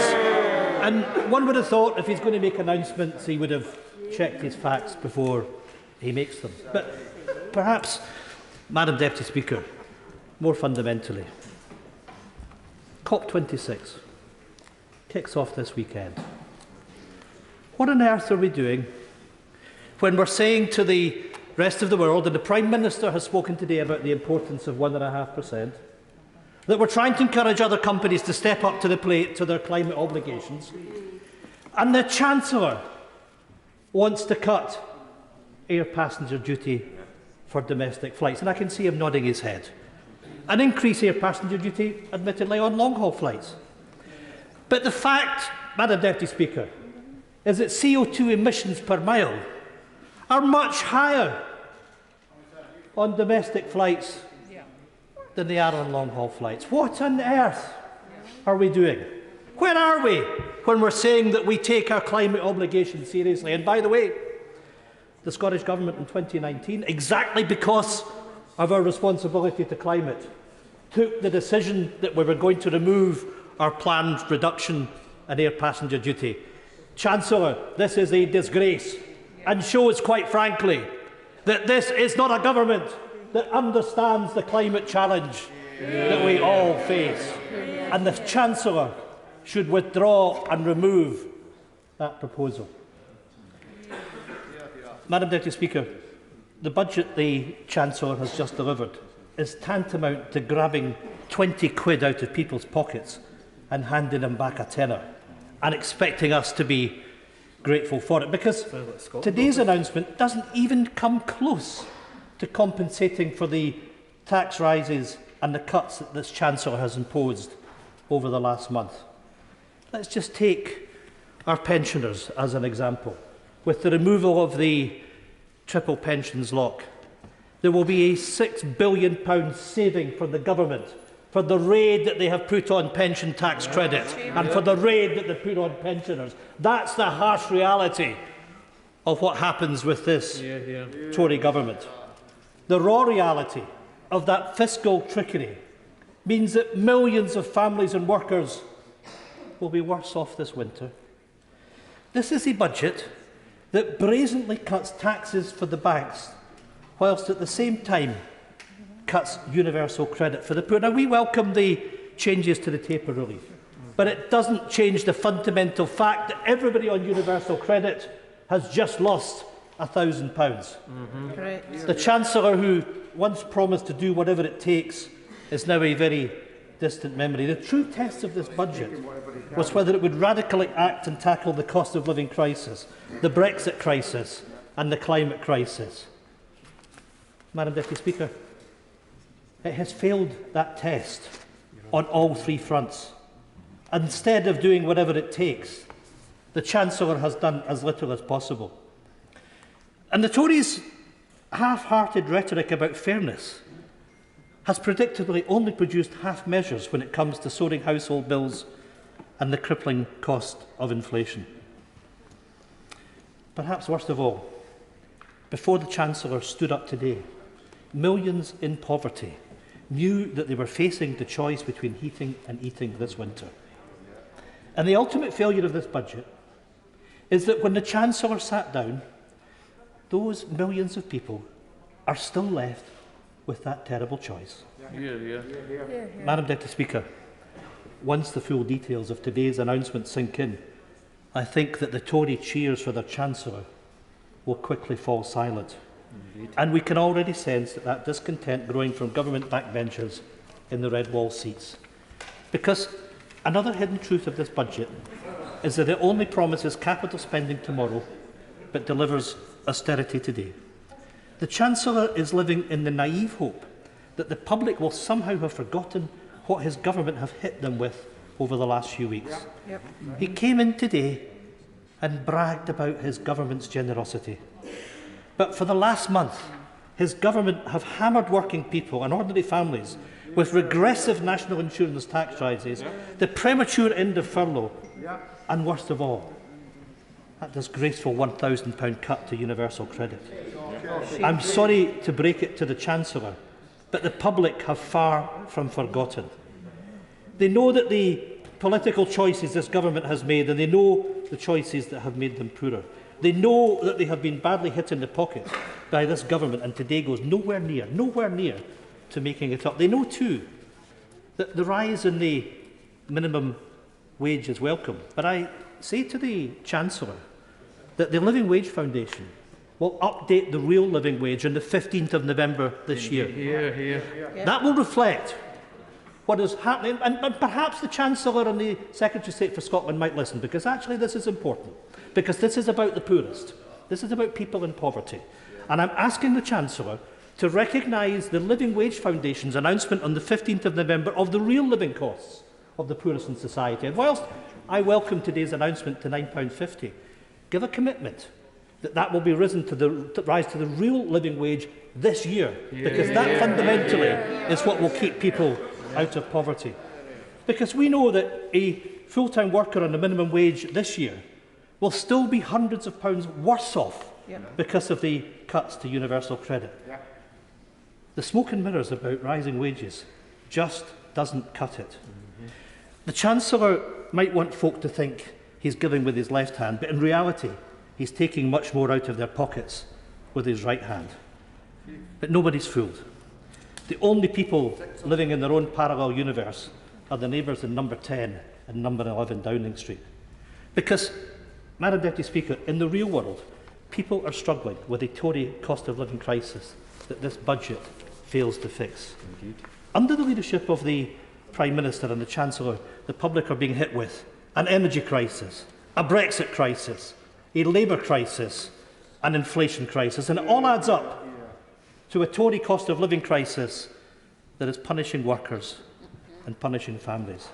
It is a deeply damaging pattern that has become all too familiar. What we are experiencing is a United Kingdom in constant crisis, And it's very little wonder that Scotland wants out. Yeah. More and more people. Well, you know, they are predictable. I hear from a sedentary position, the Secretary of State for Scotland, or at least that's what I think his job title is. Who doesn't have a mask on, despite the fact that members of this House are falling ill with COVID. But the simple fact of the matter, I would say to the Prime Minister and I would say to the Secretary of State of Scotland, that all of us have to recognise democracy. And the Conservatives have to recognise that there was an election to the Scottish Parliament that took place this year. There's a majority for independence in that Parliament, and that Parliament will bring forward a referendum bill.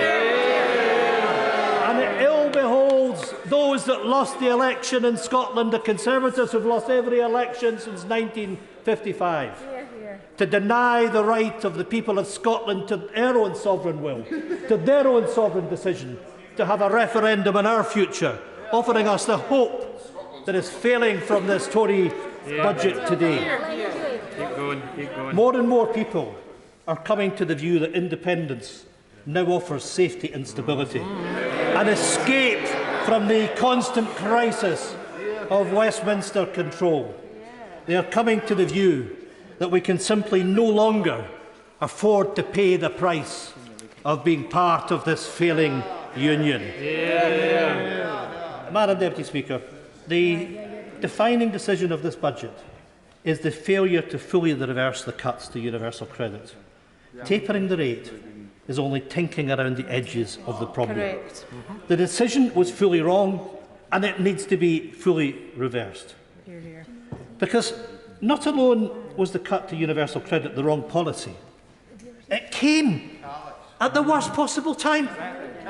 It was a decision that was callous. It was a decision that was made before the rapid rise in inflation was truly known. But instead of having the strength to admit that they are wrong, the Tories have decided to dig their heels in. Earlier this week, the Chancellor, in many of his pre-budget announcements, said that this budget was a chance for him and his government to get back to, and I quote, a more normal way of doing things. So it's very telling that in the same budget he has confirmed that the disgraceful cut to universal credit, he is cutting the surcharge on banks from 8 to 3%. So back to normal for this Chancellor clearly means one thing. It means that the mindless mantra of the Tory long-term economic plan, it means austerity for the many and tax cuts for the few. That is a very simple way for the Tories to prove me wrong. Do the right thing and reverse the cut to universal credit and put the £1,000 back into the pockets of those that desperately need it. And while they are at it, Madam Deputy Speaker, remove the benefit cap, the two-child limit, the rate clause, the sanctions regime, the 5-week wait, and finally, introduce statutory sick pay at the real living wage. As well as introducing these permanent measures, specifically and targeted measures are needed to help with energy prices for the winter ahead. That is particularly true for the 2 million pensioners in poverty, those that have been let down by the removal of the triple lock. We believe that the fairest way to help is to introduce an emergency energy payment to cover families who simply can't afford the soaring costs of the price of heating and electricity bill. That would be, at the very least, the best way to protect people this winter. Madam Deputy Speaker, I suspect that inflation will not be alone to be the pressing issue of this budget. I fear it may well be the defining issue of many budgets to come. The Bank of England's new chief economist has warned that inflation could soon hit 5%. Mortgage holders are rightly fearful that this inflationary spike will be met with a rise in interest rates. The Chancellor seems to think that all of this is merely transitory, but complacency on this issue is simply not an option. History shows how quickly an inflationary spiral can get out of control.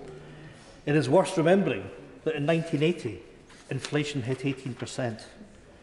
None of us can afford to go back to that place. Madam Deputy Speaker, the inflationary threat is just one element of what amounts to the perfect storm of economic vulnerability. The COVID crisis can no longer camouflage the deep damage that Brexit has done. And the single biggest threat to our recovery was being dragged out of the European Union, against the wishes of those that live in Scotland. And the consequences of Brexit are here, and they're hurting. Our exports, down 14% year on year. Our fishermen, blatantly betrayed. Our farmers, sold out in fire sale UK trade deals. Labour shortages, food shortages, medical shortages. It can't be said often enough that Scotland is paying the price for a policy that we never supported. Brexit has already cost billions. But whilst the European Union is giving Ireland €1.05 billion to mitigate the damage of Brexit, Scotland is yet to receive a single penny of compensation from Westminster. Correct. So I would like to ask the Chancellor, where is the same £1 billion package of support for struggling businesses that have been hit by Brexit? And I know that the opposition benches don't like to hear this, but what these businesses also need is a return to freedom of movement. They need the 1% hike to employer and employee national insurance halted, and their hospitality and tourism sector needs the 12.5% VAT rate to be made permanent. All of these businesses badly need a break from Brexit. Madam Deputy Speaker, as we know, this budget comes at a matter of days from COP26. Keeping the target of 1.5 degrees alive depends on government commitment to embrace the green economy. And let's be honest, this budget today, as I've already outlined, does not help. The fact that this crucial conference is happening in Glasgow is a chance to show moral leadership. But it's also an opportunity to grasp the opportunities that the green economy can provide. Moving to a just transition from oil and gas is essential to capture the economic opportunities of the new energy technologies and support people into new jobs. It obviously hasn't hit home on the government benches of the depth of anger felt in the northeast of Scotland because of the decision to renege on their previous promises to make sure that we have carbon capture and storage in Scotland. If this Chancellor was, and perhaps, Chancellor, this is really, really important, because this is about our ability to get to net zero, and it's about the fact that we know that the Treasury has blocked carbon capture storage in Scotland. And I'm saying directly to the Chancellor, and perhaps he will meet me then over the coming days, to make sure that the Scottish Acorn project is put back on track and that we increase the number of carbon capture and storage projects from 2 to 3 for the very simple reason that we need this. We need this in order to deliver on our net zero targets, and we need this to deliver 15,000 jobs in Scotland for that just transition. And I'm saying to the government directly, let's make sure that we give her some hope to the north east of Scotland. £350 billion of tax revenues has been taken out of the North Sea. We need a helping hand to deliver that just transition. And I need the Secretary of State for Scotland to stand up for us, to stand up for Scotland, to make sure that we get that just transition. And if this Chancellor was serious about supporting Scotland, he would have stood up today and announced that the Scottish cluster will go ahead. Because the reality, Madam Deputy Speaker, it was a purely political choice to deny that Scotland should get carbon capture and storage. And what on earth? Shocking. What on earth is the Secretary of State for Scotland doing? Sitting in his hands, failing once again to stand up for Scotland's interest. Hee-haw, I hear from the SNP benches. Maybe he's the Secretary of State for hee-haw. And it isn't only carbon capture for this government is holding back our renewable opportunities. I am passionate about the potential of tidal stream. But the contract for difference budget of this UK government means that there is currently no route to the domestic market for this industry. Despite the Prime Minister's warm words in response to my questions last week, there is no ring-fenced £71 million budget for tidal energy stream, a small pot of money that could kick-start the opportunities in this industry and prevent it from being lost overseas. Let's be real about this. And I really have to say to the Chancellor, it really is important that he listens to this debate. It's his debate. Because we are serious about the opportunities. We're serious about the opportunities that there are. You can point to the clock all you like, but we're talking about the future of the renewable energy industries in Scotland and paying attention to what industry is saying, because we know with the breakthroughs in technology that we have, we know that the Royal Society has painted a picture of an industry that could represent 20% of our electricity needs throughout the United Kingdom. But it needs to be kick-started, and it needs to be kick-started with financial support. And it's the UK government, when we're all talking about our responsibilities to net zero, that are standing with the foot on the brake for this industry to get off the ground and deliver not just for people in Scotland, but right across the United Kingdom. And of course, there is no commitment to match the Scottish Government's £500 million investment for a just transition in the north east of Scotland. Now that the Chancellor has blown up the idea of a Boris Bridge across the Irish Sea, he should, after all, have plenty of spare money to invest. And on that point, can I ask the Chancellor, will the estimated cost of £20 billion for the Cancel Bridge now be ring-fenced for future transport projects in Scotland and Northern Ireland? Just one more promise that will be broken, just one more example of Westminster holding back Scotland's green future. Madam Deputy Speaker, this budget could have been an opportunity to do things differently, to get a grip on the cost of living crisis and to kick-start a fair recovery. But this budget doesn't signal recovery. It signals that the Chancellor is dragging us into another winter of discontent. But I can assure the House that Scotland has been discontent with Westminster control for more winters than one. Our country hasn't voted for a Tory economic plan since 1955. Westminster's choices are not our choices. The last thing that Scotland needs is another winter of discontent imposed by another Tory government. Ultimately, we know that democracy is the only cure and the only solution to that deep discontent. That is why, when the crisis of the pandemic has passed, Scotland's people will have the right to choose their own future, an independent future. It is a manifesto promise we made. It is a democratic promise that we will keep. And I look forward to the judgment of the people of Scotland. I look forward to a future that is fair, that is green, that is European. Madam Deputy Speaker, I look forward to an independent Scotland. Call the Father of the House, Sir Peter Bottomley. Madam Deputy Speaker, I think the right honourable gentleman was saying thank you for the extra £4.5 billion which will come to Scotland as a consequence of the budget. I think he's probably saying thank you for the 8 allocations of UK-wide growth funds, the bids in Scotland between Aberdeen and Glasgow. And when he talks about the support for the SNP, his party, in the polls, if his memory goes back to June 2017, the SNP in Scotland got less than 37% of the vote, way behind the 44% that the Tories got across the country as a whole. I would say, Mr. Speaker, through you to the Chancellor and to the Prime Minister, thank you for the content, thank you for the delivery, and thank you for the hope that things will go on getting better in the future.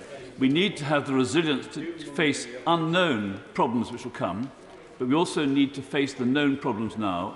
I think the whole House will agree, and certainly from the reaction from the Labour benches during some of the announcements, including on the universal credit, that they would agree that the Chancellor has found an imaginative way of giving help to people before the end of the year. I think there will be a great deal of approval for that. And if I can say something in tribute to Frank Field, who spent a long time working for Child Benefit, as and when there's extra money for children, I would give it through child benefit. I wouldn't give it through extra provision of services all the time, where parents themselves would like to make their own choices. I do believe in expanding holiday provision and activities, but don't think that taking all the child's meals outside the home, outside of term time, is a good idea. Families should be able to look after themselves, and they need the resources to be able to do that. I don't want to speak at length because the sort of time I was taken has been taken up by the leader of the SNP, although he's often worth listening to. No, I won't at the moment. I would say also that to the honourable lady who spoke for the opposition, it wasn't absolutely clear whether the speech she gave us, and thank her for it, was one drafted for the leader of the opposition or drafted for herself. But it did seem to me that there should have been some elements which should have been left a space so they could pick up on what the Chancellor actually said.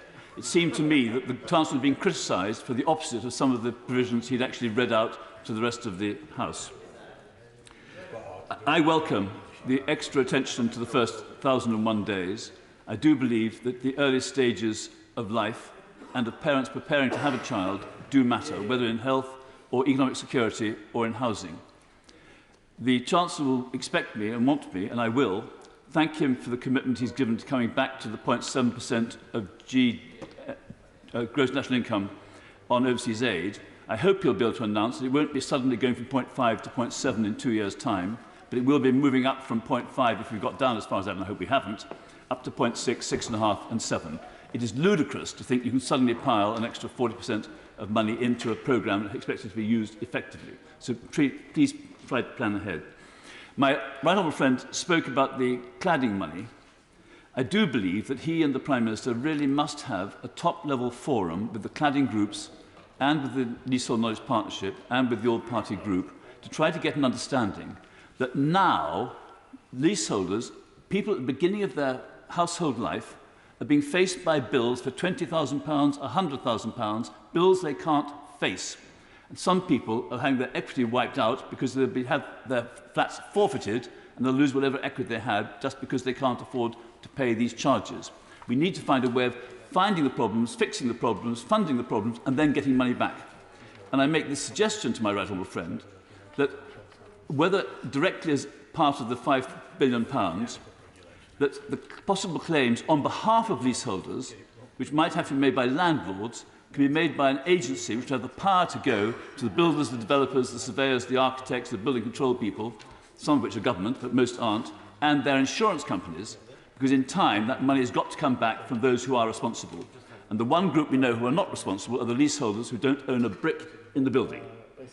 I could go on other ways, but just say, as a life member of CAMRA, can I thank the Chancellor for what he's done on the draft beer tax, and on behalf of Worthing, which has a good reputation for hospitality, that the business rates relief will be greatly welcomed by 90% of our businesses on our streets.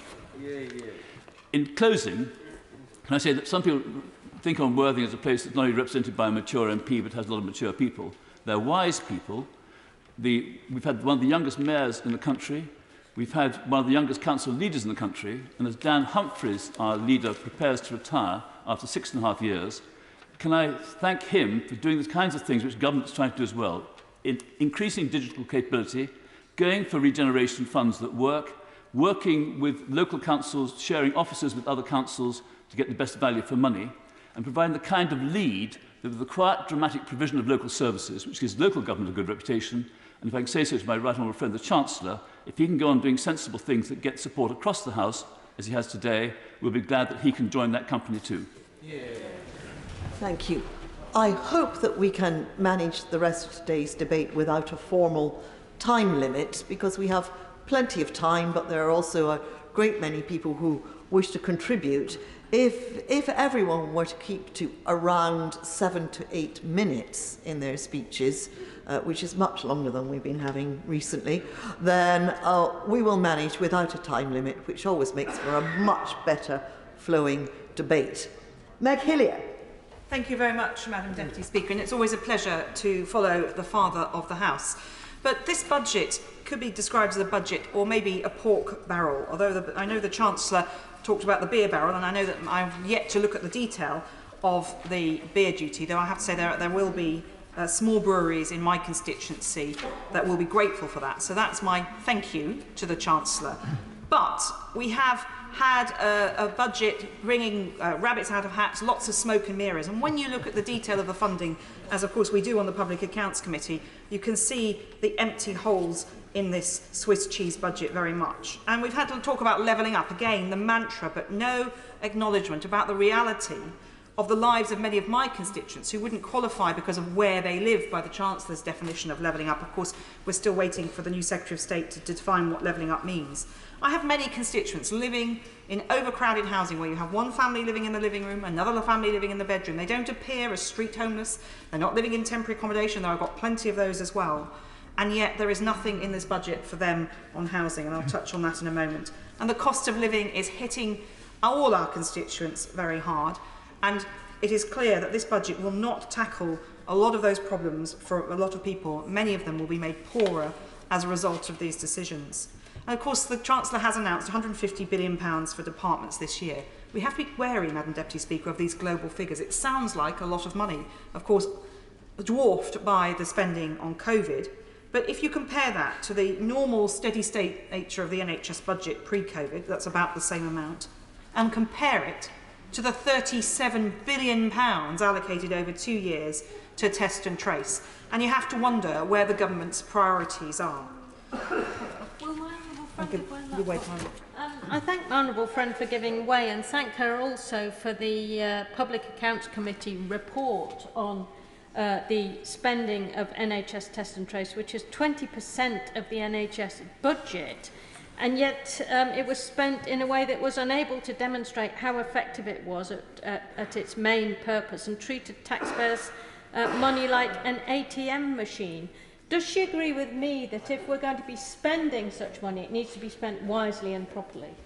Madam Deputy Speaker, I completely agree with my honourable friend, and I hope that the Chancellor does too, and that the Treasury is watching the lessons that have been learned. We were very tolerant on the Public Accounts Committee. We understood in those early days that there would be spending that would be challenging, that might be spent in the wrong way. For example, the ventilator challenge. We could discuss that, but we have ventilators now that we're not going to be used. But it was the right thing to do at the time because that's what the government thought it needed. And actually any government, any minister in that position would have looked at making those decisions.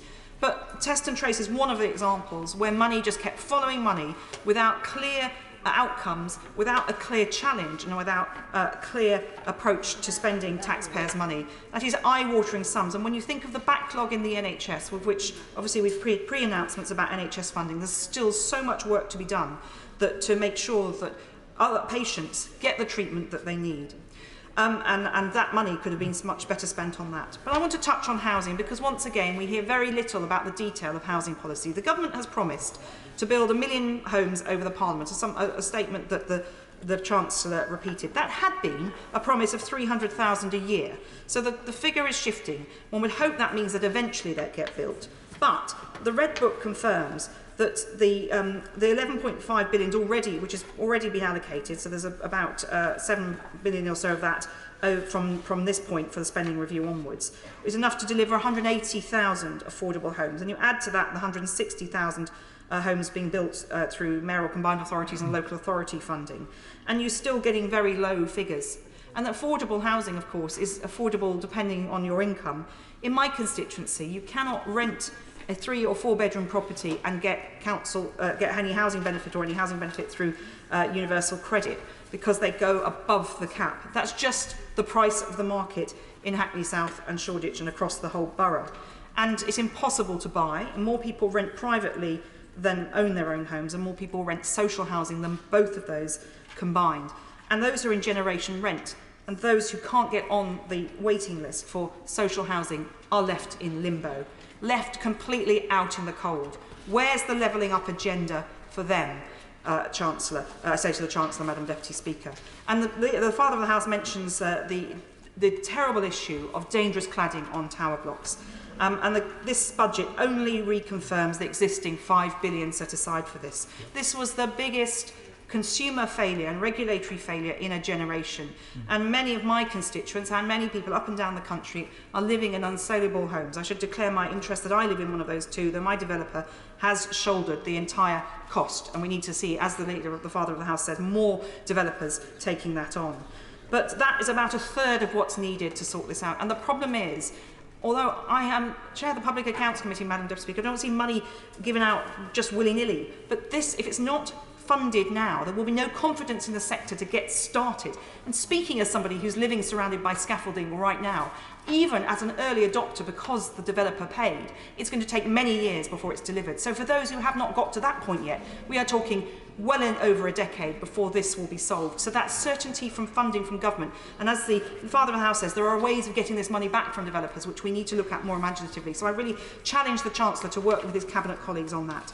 And street homelessness, we've seen some mention of this in the budget, but this was a COVID success story, getting everybody in. Let us not squander that opportunity for lack of a bit of funding now, because the money going in to make sure that people are in those new 6,000 new homes that are supposed to be being provided for people who are sleeping rough on the streets needs to be delivered, because if they're not and they go back on the streets, it will end up costing the taxpayer and the Exchequer considerably more. But the Department for Levelling Up Housing and Communities, if I get the new title right, is being very slow to confirm figures on progress. So it is right that the Treasury needs to keep an eye on how the money that is going into that department is being spent, and that they're actually going to deliver those homes, which, as I say, will save the taxpayer in the end.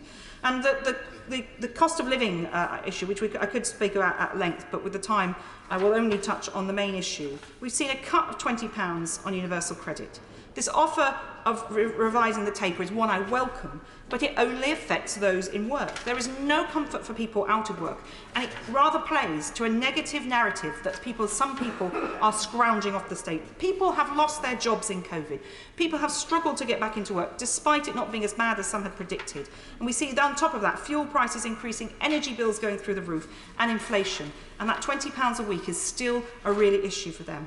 And just on local government, Madam Deputy Speaker, we see an increase of 3% in real terms over the spending review period, according to the Red Book.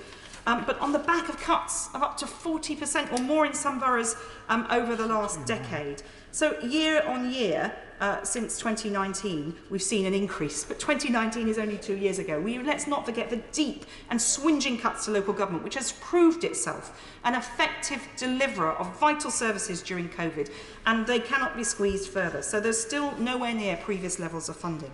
And I want to finish on school funding, Madam Deputy Speaker, another smoke and mirrors promise. Again, increases talked about, but after years of cuts, so that per pupil funding is still way lower than it was in 2010. We're only inching back up to that level.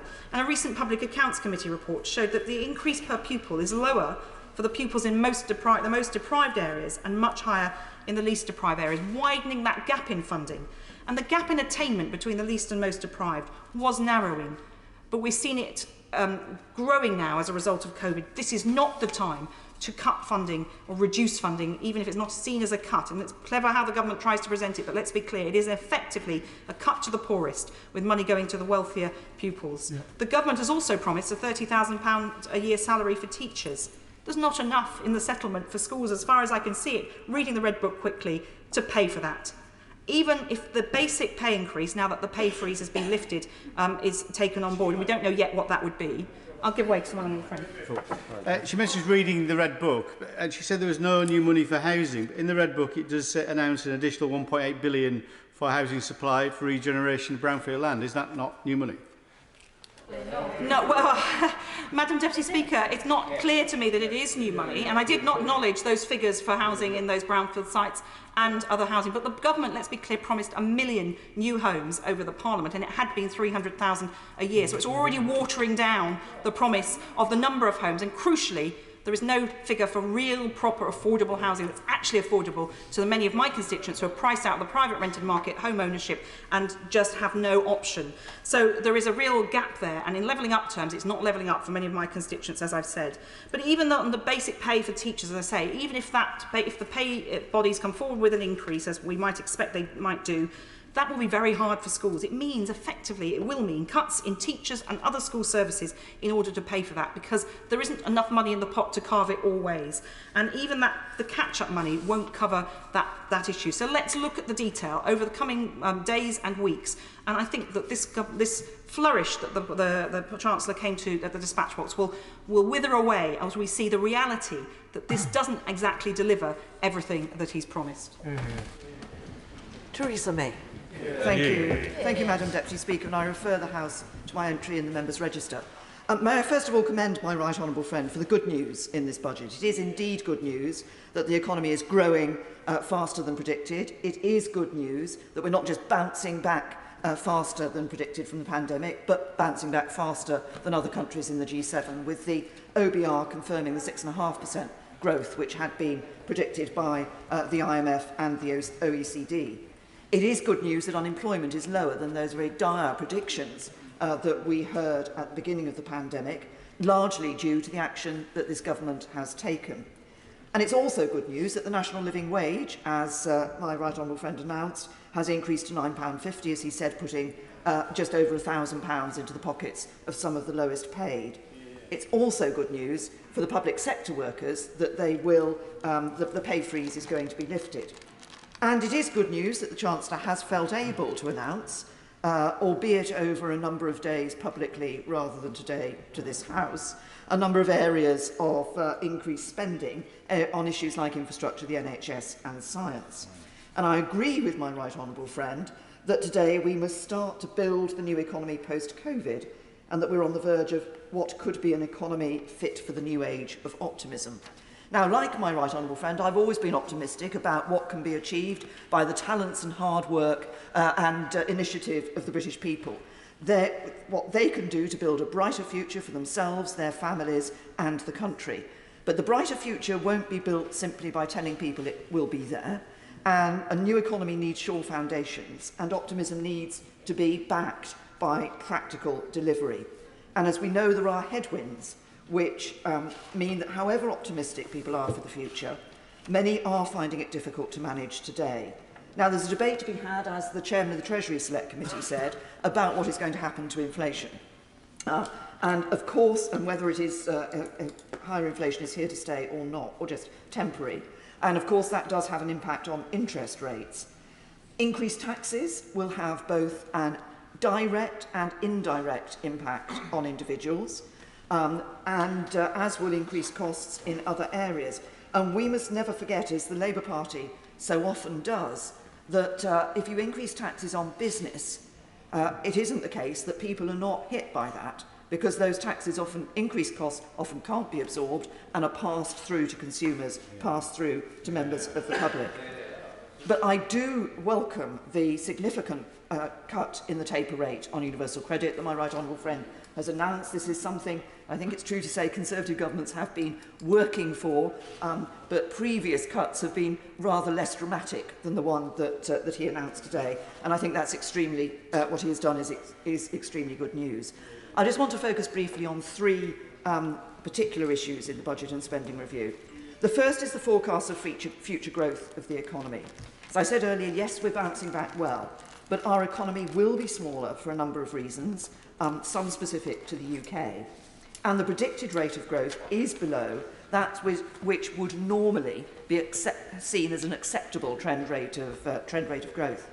And I'm interested in the fact that the government appears to be thinking that it can sustain a situation where public spending, as I think my right honourable friend said, was 3.8% increased a year, where the economy would be growing at less than half of that rate. I welcome the fact that my right honourable friend has introduced new fiscal rules, but I may have misheard or misunderstood.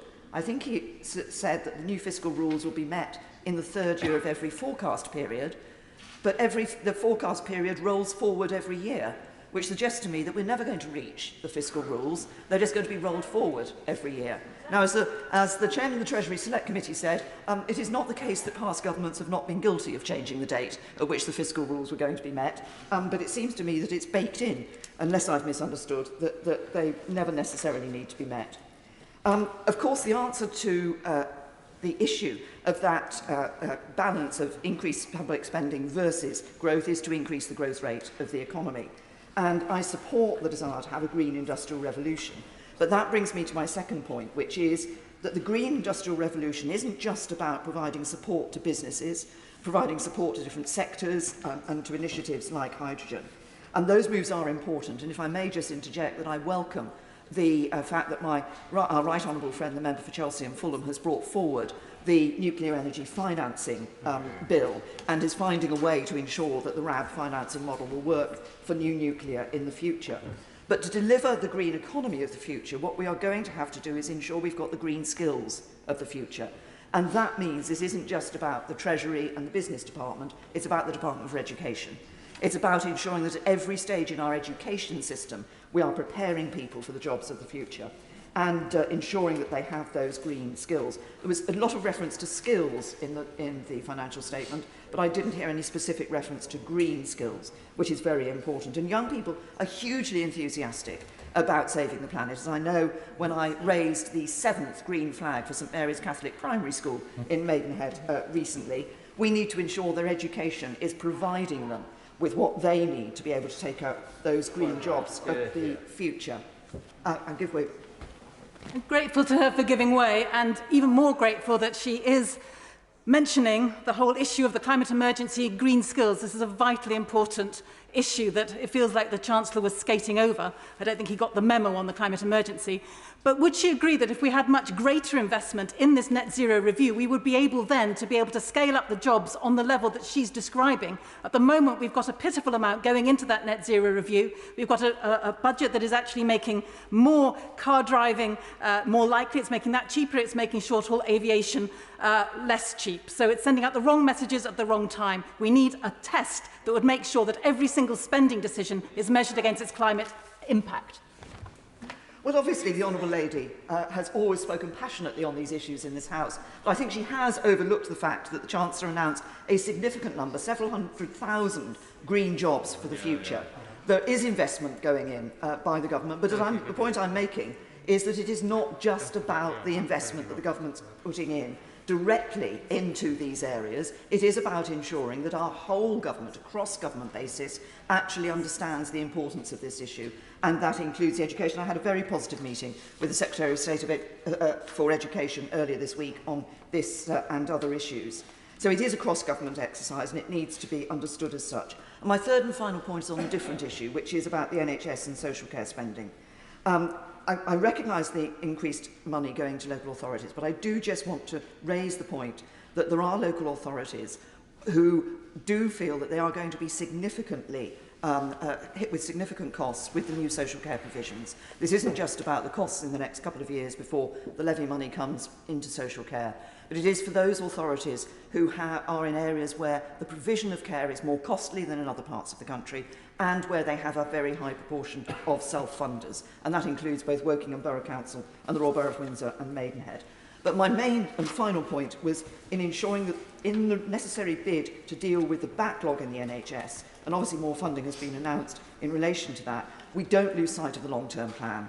The long-term plan crucially had commitments on areas like mental health, on prevention and on workforce planning.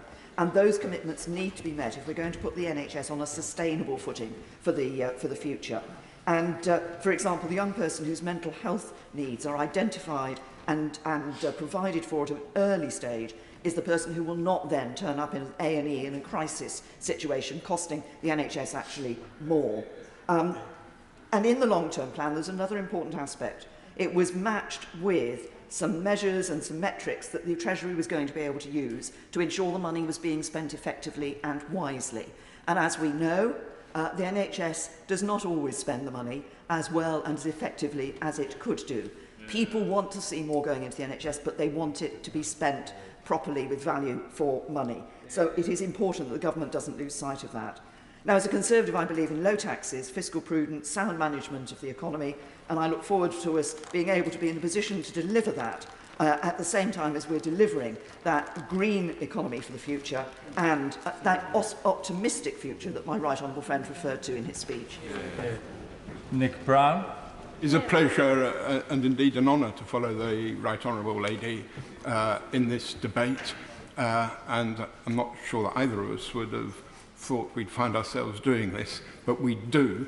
And I have to say, I agreed with a great deal of what she had to say. Certainly I agreed with far more than is probably good for me nowadays. But I did, and I will say so in my speech. Now, I've been a member of this place since 1983, and I've heard a great deal of, I think, just about every budget speech. The style has changed rather a lot. There was a time when we used to get a long lecture about monetarism and the money supply. The whole theory would be explained to us with special emphasis on M4. The present Chancellor's heart seemed to me, and I may have just got this wrong, to still be with that school of thought, but, and it's to his credit, he's realised the extraordinary nature of the circumstances that currently confront us and taken what for him, and I guess the Prime Minister as well, has been a philosophically broader view. I mean, the current circumstances are quite mind-boggling. We haven't done this voluntarily, and I don't blame the government for it, but we've got borrowing at a peacetime record now of some £320 billion. That's the equivalent to 14.9% of GDP. The government debt has increased now to about 96% of GDP. Spending, I acknowledge, is falling, but it's still at a what for us is a high level, and what for the Conservative Party must be a very high and worrying level, surpassing anything that we've seen in peacetime. As well as the national finances being under great strain, so too are the finances of my constituents. I welcome some of the measures in the Chancellor's speech, the capital funding for the National Health Service to try and clear the backlog. Whether it's enough is certainly more than we were going to get, and so I welcome it on those terms. I have to say I'm very sceptical as to whether the funding for the announced changes will find its way later into the social care budgets, and that the cost of that, because we all see it's necessary, and actually it's necessary now, not in a few years' time, is going to end up with local government. And as we work through the details of the budget, the ones that weren't leaked to the newspapers in advance, I think we will find that local government, unable to do so, but is forced, particularly in metropolitan areas, to pick up the burden. I also welcome, I join the Right Honourable Lady in welcoming the long overdue, from my point of view, addressing of the taper on the universal credit interface with increased work earnings. Universal credit affects some 9,000 households in East Newcastle, and 35% of that figure are in employment, and therefore will almost certainly come up against the clawback as 63% as was, 55% as it is now. It's not as big a deal as it sounds, but it's going in the right direction. It is welcome. The problem of the interface between benefits to people who are in work is not a new one. And my own view is that more thought needs to be given to this, and to try and find a more equitable solution. The marginal tax rate is still quite high. It was 75% on the old clawback when national insurance and other taxes are added in, and it will be something of that order, even with the government's announcement. But that doesn't stop me welcoming it. I do. Discretionary incomes, particularly those of the poor, are under significant pressure, and I regret the fact that the present government have decided to break their manifesto promise and take more from those who haven't really got it, with their 1.25% increase in national insurance. I can see why the government, a Conservative government, sees the need to raise tax, but there were other ways of doing it, and I'd like a lot more reassurance that these have been explored properly before we arrive at the solution the government have arrived at.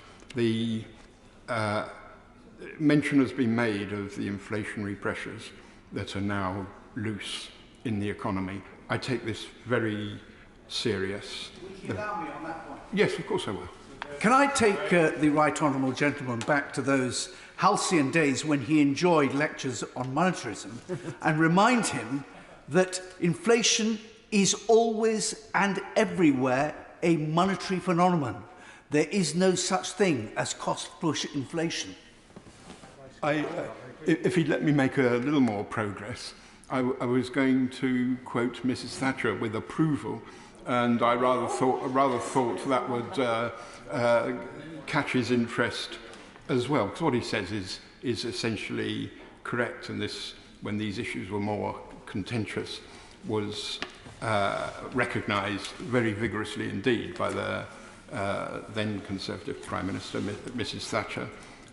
She once said that inflation is the biggest destroyer of all, of industry, of jobs, of savings, and of society, briefly acknowledging, untypically for her, that there was such a thing as society, which is perhaps a better known quote. And I have a memory, although I seem to have lost my copy, of the 1987 Conservative Manifesto, that it contained the memorable phrase, "Inflation is an evil and must be exterminated." And I commend that point of view to the present government. If inflationary forces are unleashed again, given all the other problems we have to face up to at the moment, the victims are my constituents, are the poorest, those least able to find out the extra money, or indeed find the goods to buy, given the way the distribution sector is currently challenged. These higher priced products could only be purchased if they found a supermarket that was still selling them, and which were not being disrupted by a lack of delivery. HGV drivers, retailers' stock levels are at their lowest since I entered this house in 1983, or reportedly at their lowest. I cannot claim to have personally done a stock check. We know that inflation will hit our constituents hard. The gas prices need a response from the state, at least temporarily. My own preference would have been the Labour Party's call to remove VAT from fuel bills, at least temporarily, for, say, 6 months, which is our party's proposal. The government could do more, and I would urge it to do more, to help our more vulnerable constituents through this winter. And that brings me, inevitably, to COVID. Look, I hope, reportedly the R rate is now going over 1 and is said to be as high as 1.2. I understand the government's underlying assumption is that the booster vaccine will provide a countervailing policy, and that will be enough to bring this back down. But if it isn't, the government needs to focus very seriously on whatever Plan B actually is.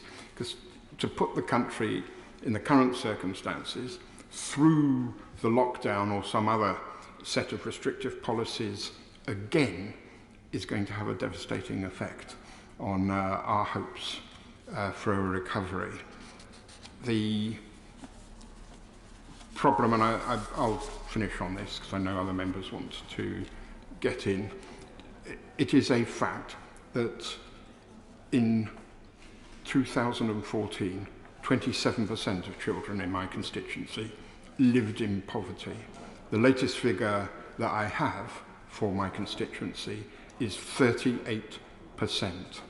The adjustments that have been made, announced, pre-announced if you will, in this year's budget do not serve to relieve that burden on the bulk of my constituents. And it is true for all 12 constituencies in the northeast of England I don't mean constituencies, I mean local authorities in the northeast of England, that we are all in the top 20% of those who have seen the highest increase is in rates of child poverty. Now, the government used to say that the way through this was to increase economic activity, the Northern Powerhouse. The Chancellor didn't mention the Northern Powerhouse in his address at all, unless the government have renamed it Teesside. But the thrust of the argument is still clear, and I would like this to succeed. I would like jobs, properly paid, well-resourced jobs brought to the region, and to see them endure. It's not a quarrel between the parties that we want to drive up the living standards of our constituents in our region. And we can make much more common cause here in the Parliament around the details of this issue, something I tried to tackle when I was the regional minister, and with some success. I'm not going to say with anything else.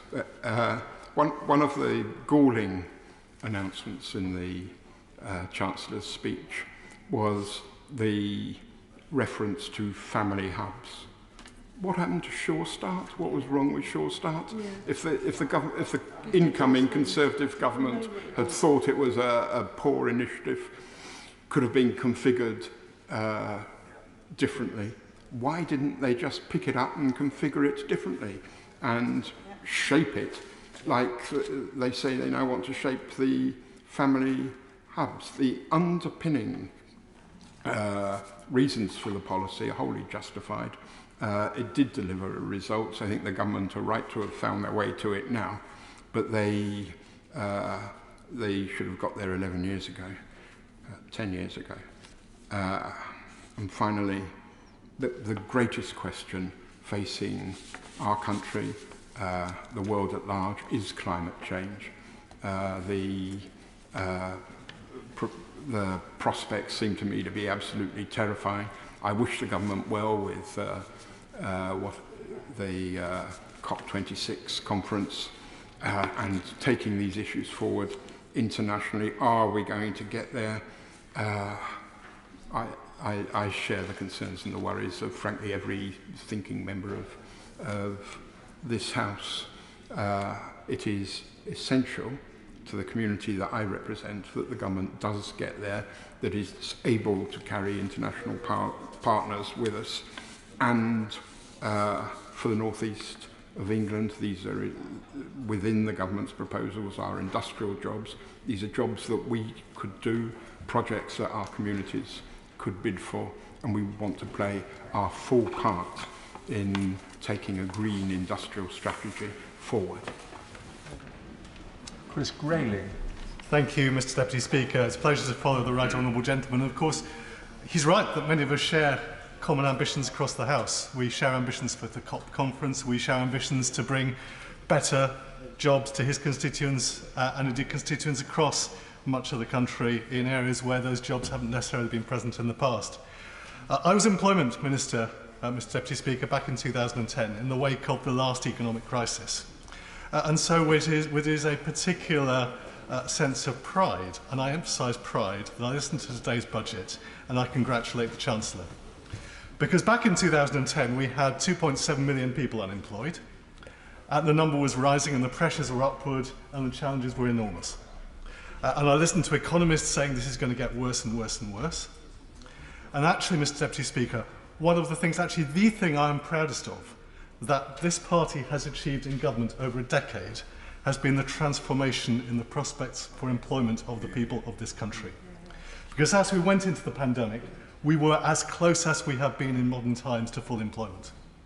After I think, some tough economic decisions, some tough public spending decisions, some tough challenges met after 2010. We collectively, whether through smart management of the economy, through the right employment programs to support the long-term unemployed, we delivered a transformation in the job prospects, particularly of young people in the United Kingdom. And it was with huge trepidation at the start of the pandemic that I saw that work risking disappearing. Forecasts of 3-4 million people unemployed, prospects for a whole generation disappearing. And I have to say, Mr. Deputy Speaker, the Chancellor stepped up to the plate. It wasn't easy. The Right Honourable Gentleman was right in saying these haven't been easy decisions for a Conservative government, but they were the right thing to do.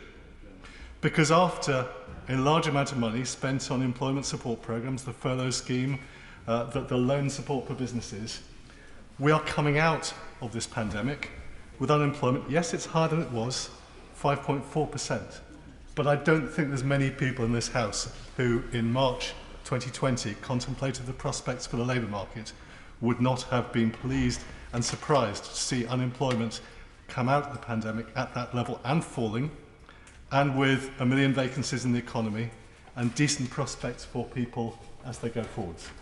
And that is something that the Chancellor, who single-handedly delivered this, and we have to bear in mind he'd only even been in the job for about half an hour when this all started, delivered programmes that have made a massive difference to this country, and I hope he will always be proud of that. But we do now have 1 million people, 1 million vacancies in this country. We do now have businesses with skill shortages, against all of our expectations. We're not going to solve that through mass immigration.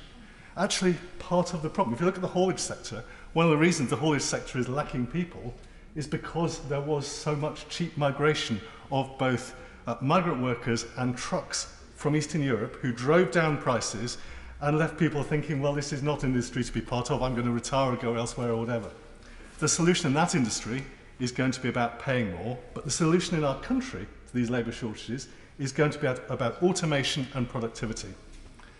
Because we have taken too much advantage of a steady flow of unskilled or semi-skilled labour over a long period of time. I remember talking a few years ago to the logistics director of a big retailer who said to me, if we leave the European Union, where am I going to get my warehouse staff from? To which my answer was, why do you need to get warehouse staff? Surely you're automating your warehouse. And he said, well, actually, we don't need to automate our warehouse because we have access to low-cost staff. That's got to change, Mr. Deputy Speaker. And I welcome the measures last year and this year that the Chancellor is taking to drive business investment.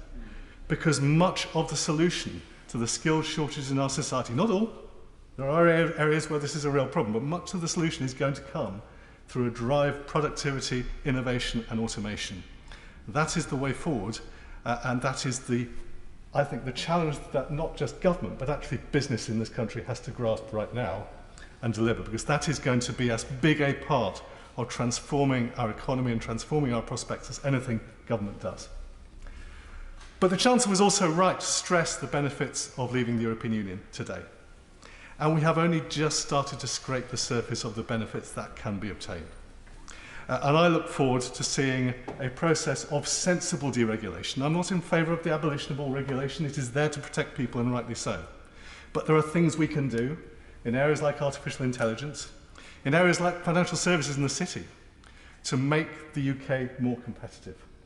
And the job of getting that done has only just started. There is work to be done, and I look forward and hope to see in the months ahead more announcements from the Treasury, more announcements from other departments about what we are going to do in future to maximise the potential of Britain outside the European Union. Two final brief points, Mr. Deputy Speaker, because I know we're short on time. Firstly, I welcome the return to 0.7% because we have got to help countries around the world deal with the challenges they face, particularly around energy, particularly around climate change, but also something I feel passionately about, the protection of the natural world and habitats. The reality is deforestation happens for a number of reasons, but one of them is that people simply cut down trees to make charcoal to cook their food. And I want to see more support provided to the creation of proper sources of renewable energy in the developing world so that element of deforestation no longer happens. There's a huge amount that we need to do in tackling climate change, but looking after the natural world is one very important part of that. All right. And my final point, Mr. Deputy Speaker, is around what the Chancellor said at the end of his speech. As Conservatives, we believe in low taxation, of leaving people to make their own choices. He set a direction today, and my message to the Treasury is that I, and I'm pretty sure an awful lot of people on these benches, are going to be holding his feet to the fire to deliver on that. Because we cannot plan a future as a Conservative Party as a big state, high tax party. We are a low state, free enterprise party. We know that that is what leads to prosperity, and we all want prosperity for the people of this country, particularly those who are struggling, particularly those on low paid. This needs to be an equal, levelled up society, and we will not do it with big states and high taxes. Right. Order, just to remind everybody that Dame Eleanor did suggest between 7 and 8 minute contributions in order that people lower down the list are going to get fairly equal time as well. Mr. Grayling, you did that. Congratulations, but the average is 11 minutes, so please, if people could be a little bit more conscious of their timing in contributions. Mr. Trigg. Thank you, Mr. Deputy Speaker. Mr. Speaker, we'll see if the Chancellor's optimistic forecast for the economy comes true. I believe we have very many more difficult times still to come.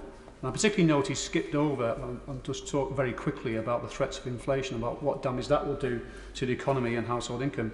And he didn't even really mention the potential of interest rate rises, which we may or may not be facing in the future, which have substantial impact on people's standard of living as well. We've already seen and heard that the tax burden is rising to its highest sustained level in history. This budget will not properly address the real concerns of my constituents over the rising costs of their weekly shop, the huge increase the price of fuel at the pump, and the eye-watering increases expected in energy bills. This budget shows that the government is out of touch with ordinary people. And even the rise in the living wage, alongside the announced universal credit taper change, will not offset the £20 loss of universal credit that has hit families hard. And many people in my constituency have had no pay rises for years. There's also then where the government's culpable in terms of the lack of planning to deal with our increasing need for energy and its supply and the rising costs, and the lack of planning as well to deal with things such as the shortage of HGV drivers, which was well known before. All these that are put down to the government's lack of planning and foresight to be able to actually come up with some solutions to try and help address these. Now, my honourable friend, the member for Hackney South and Shoreditch, raised the issue before about the test and trace organisation and system, the eye-watering waste of taxpayers' money of £37 billion, which is almost a fifth of the, I think about a fifth of the NHS budget. And that shows that the government is guilty of wastage, not just here, but in various contracts it's let in the last 12 months or so. Now, I want to spend some time in my speech, the brief time I have, in talking about the NHS. As we know, the NHS is in crisis. It's only the dedication and hard work of its staff, and it's just about coping, because of that, in a perilous situation. The government's focus since March 2020 was, of course, on COVID, and that was understandable and right, but it was at the cost of treating people with other conditions such as cancer and coronary disease. And it may be that more people will lose their lives over time as a result of conditions other than COVID because of this problem.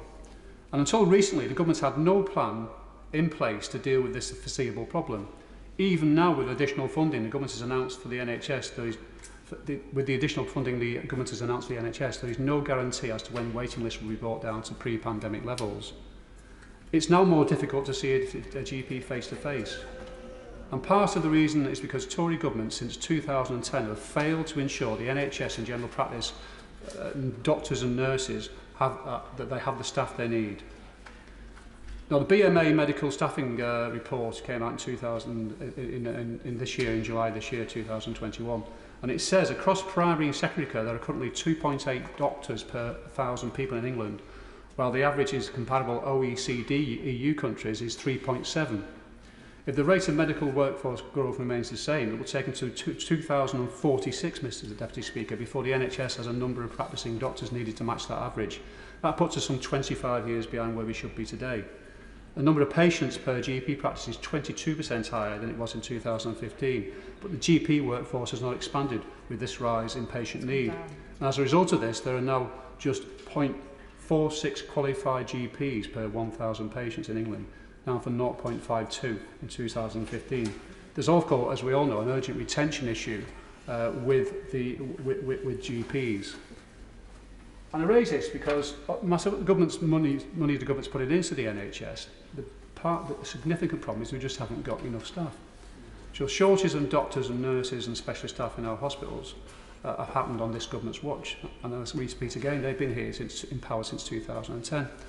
Now, the latest NHS vacancy statistics for England relate to June 2021, this year. There were 93,806 full-time equivalent vacancies in hospital services in England at that date, amounting to a 7.2 vacancy rate for nursing posts. There were 38,952 vacancies, which is a 10.3 vacancy rate, and for medical posts there were 9,691.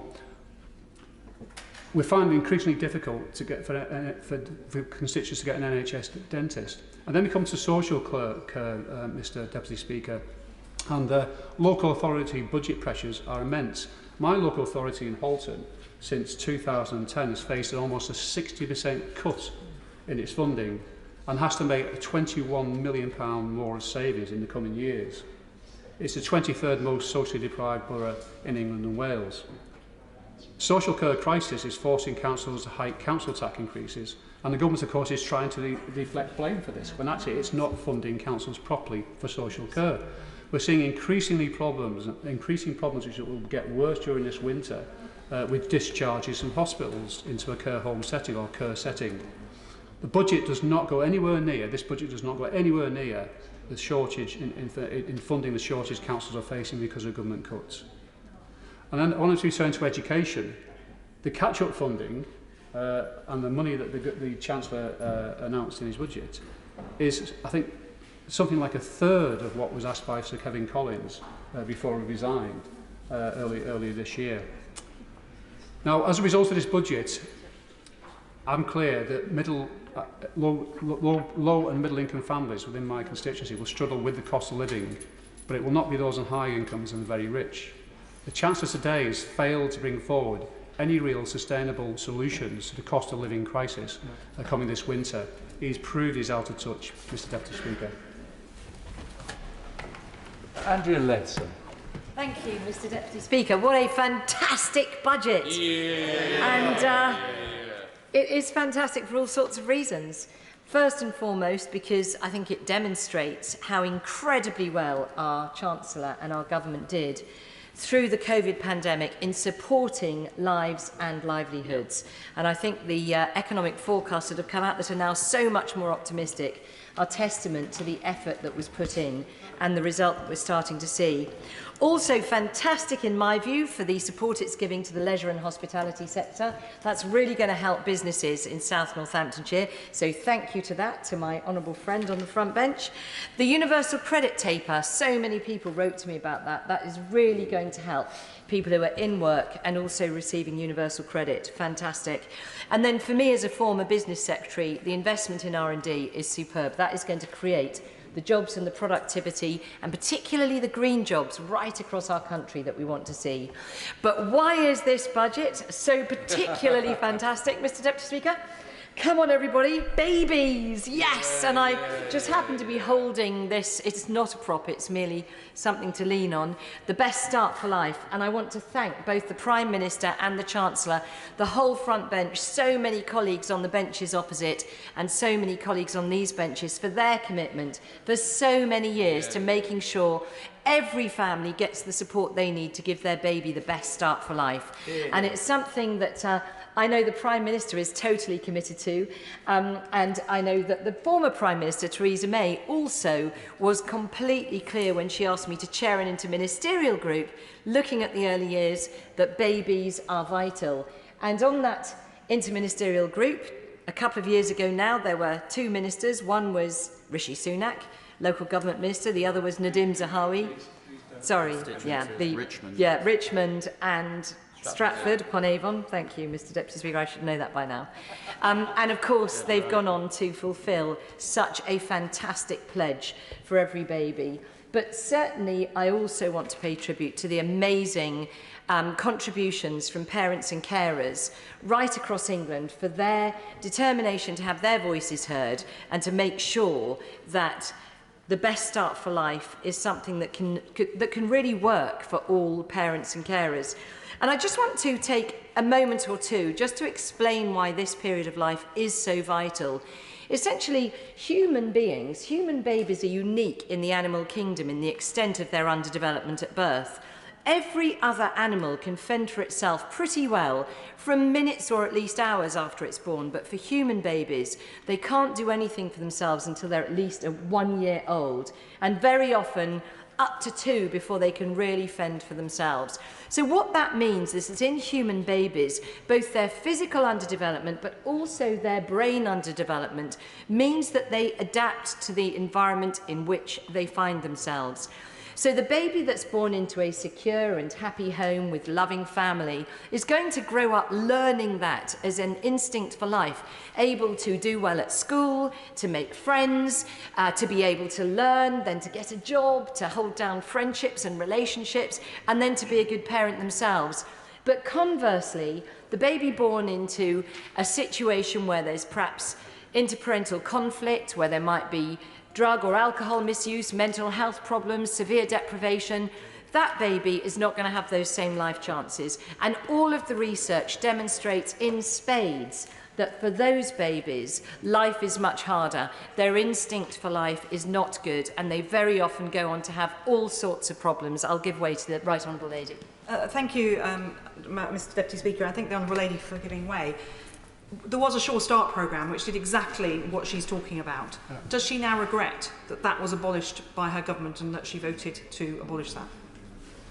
I'm so glad that the Honourable Lady, who I consider a friend, gives me the chance to tackle this, because of course that is the standard response, is what about Sure Starts? And I have in this place paid tribute to the excellent efforts of so many Sure Starts and worked with Honourable and Right Honourable members from across this House on that subject. However, Sure Starts did not provide what most families need. Sure Starts, unfortunately, the programme focused, and I can vouch for this, having led a charity that had to pay rent to provide parent-infant mental health within the walls of a Sure Start.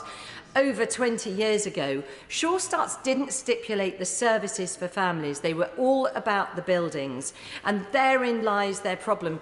What we have now with this government's policy of family hubs is what I hope Sure Starts will build themselves into, and that is a welcoming place for every family to be able to go to find their antenatal classes, to meet with their health visitor, to meet with other parents, to get support, whether it's for smoking cessation or mental health or breastfeeding advice and so on, multidisciplinary services under one roof, and not just physically but also virtually. One of the things we learnt during lockdown was the incredible value that parents have placed on being able to take part in something remotely, whether it's breastfeeding support or perhaps dad's mental health support. These things can very well be provided in a 21st century digital age, online and remotely, so that if your baby is crying, won't sleep in the middle of the night, you can actually look at something online rather than waiting for your Sure Start, which unfortunately in so many cases might only be open for a few hours a week.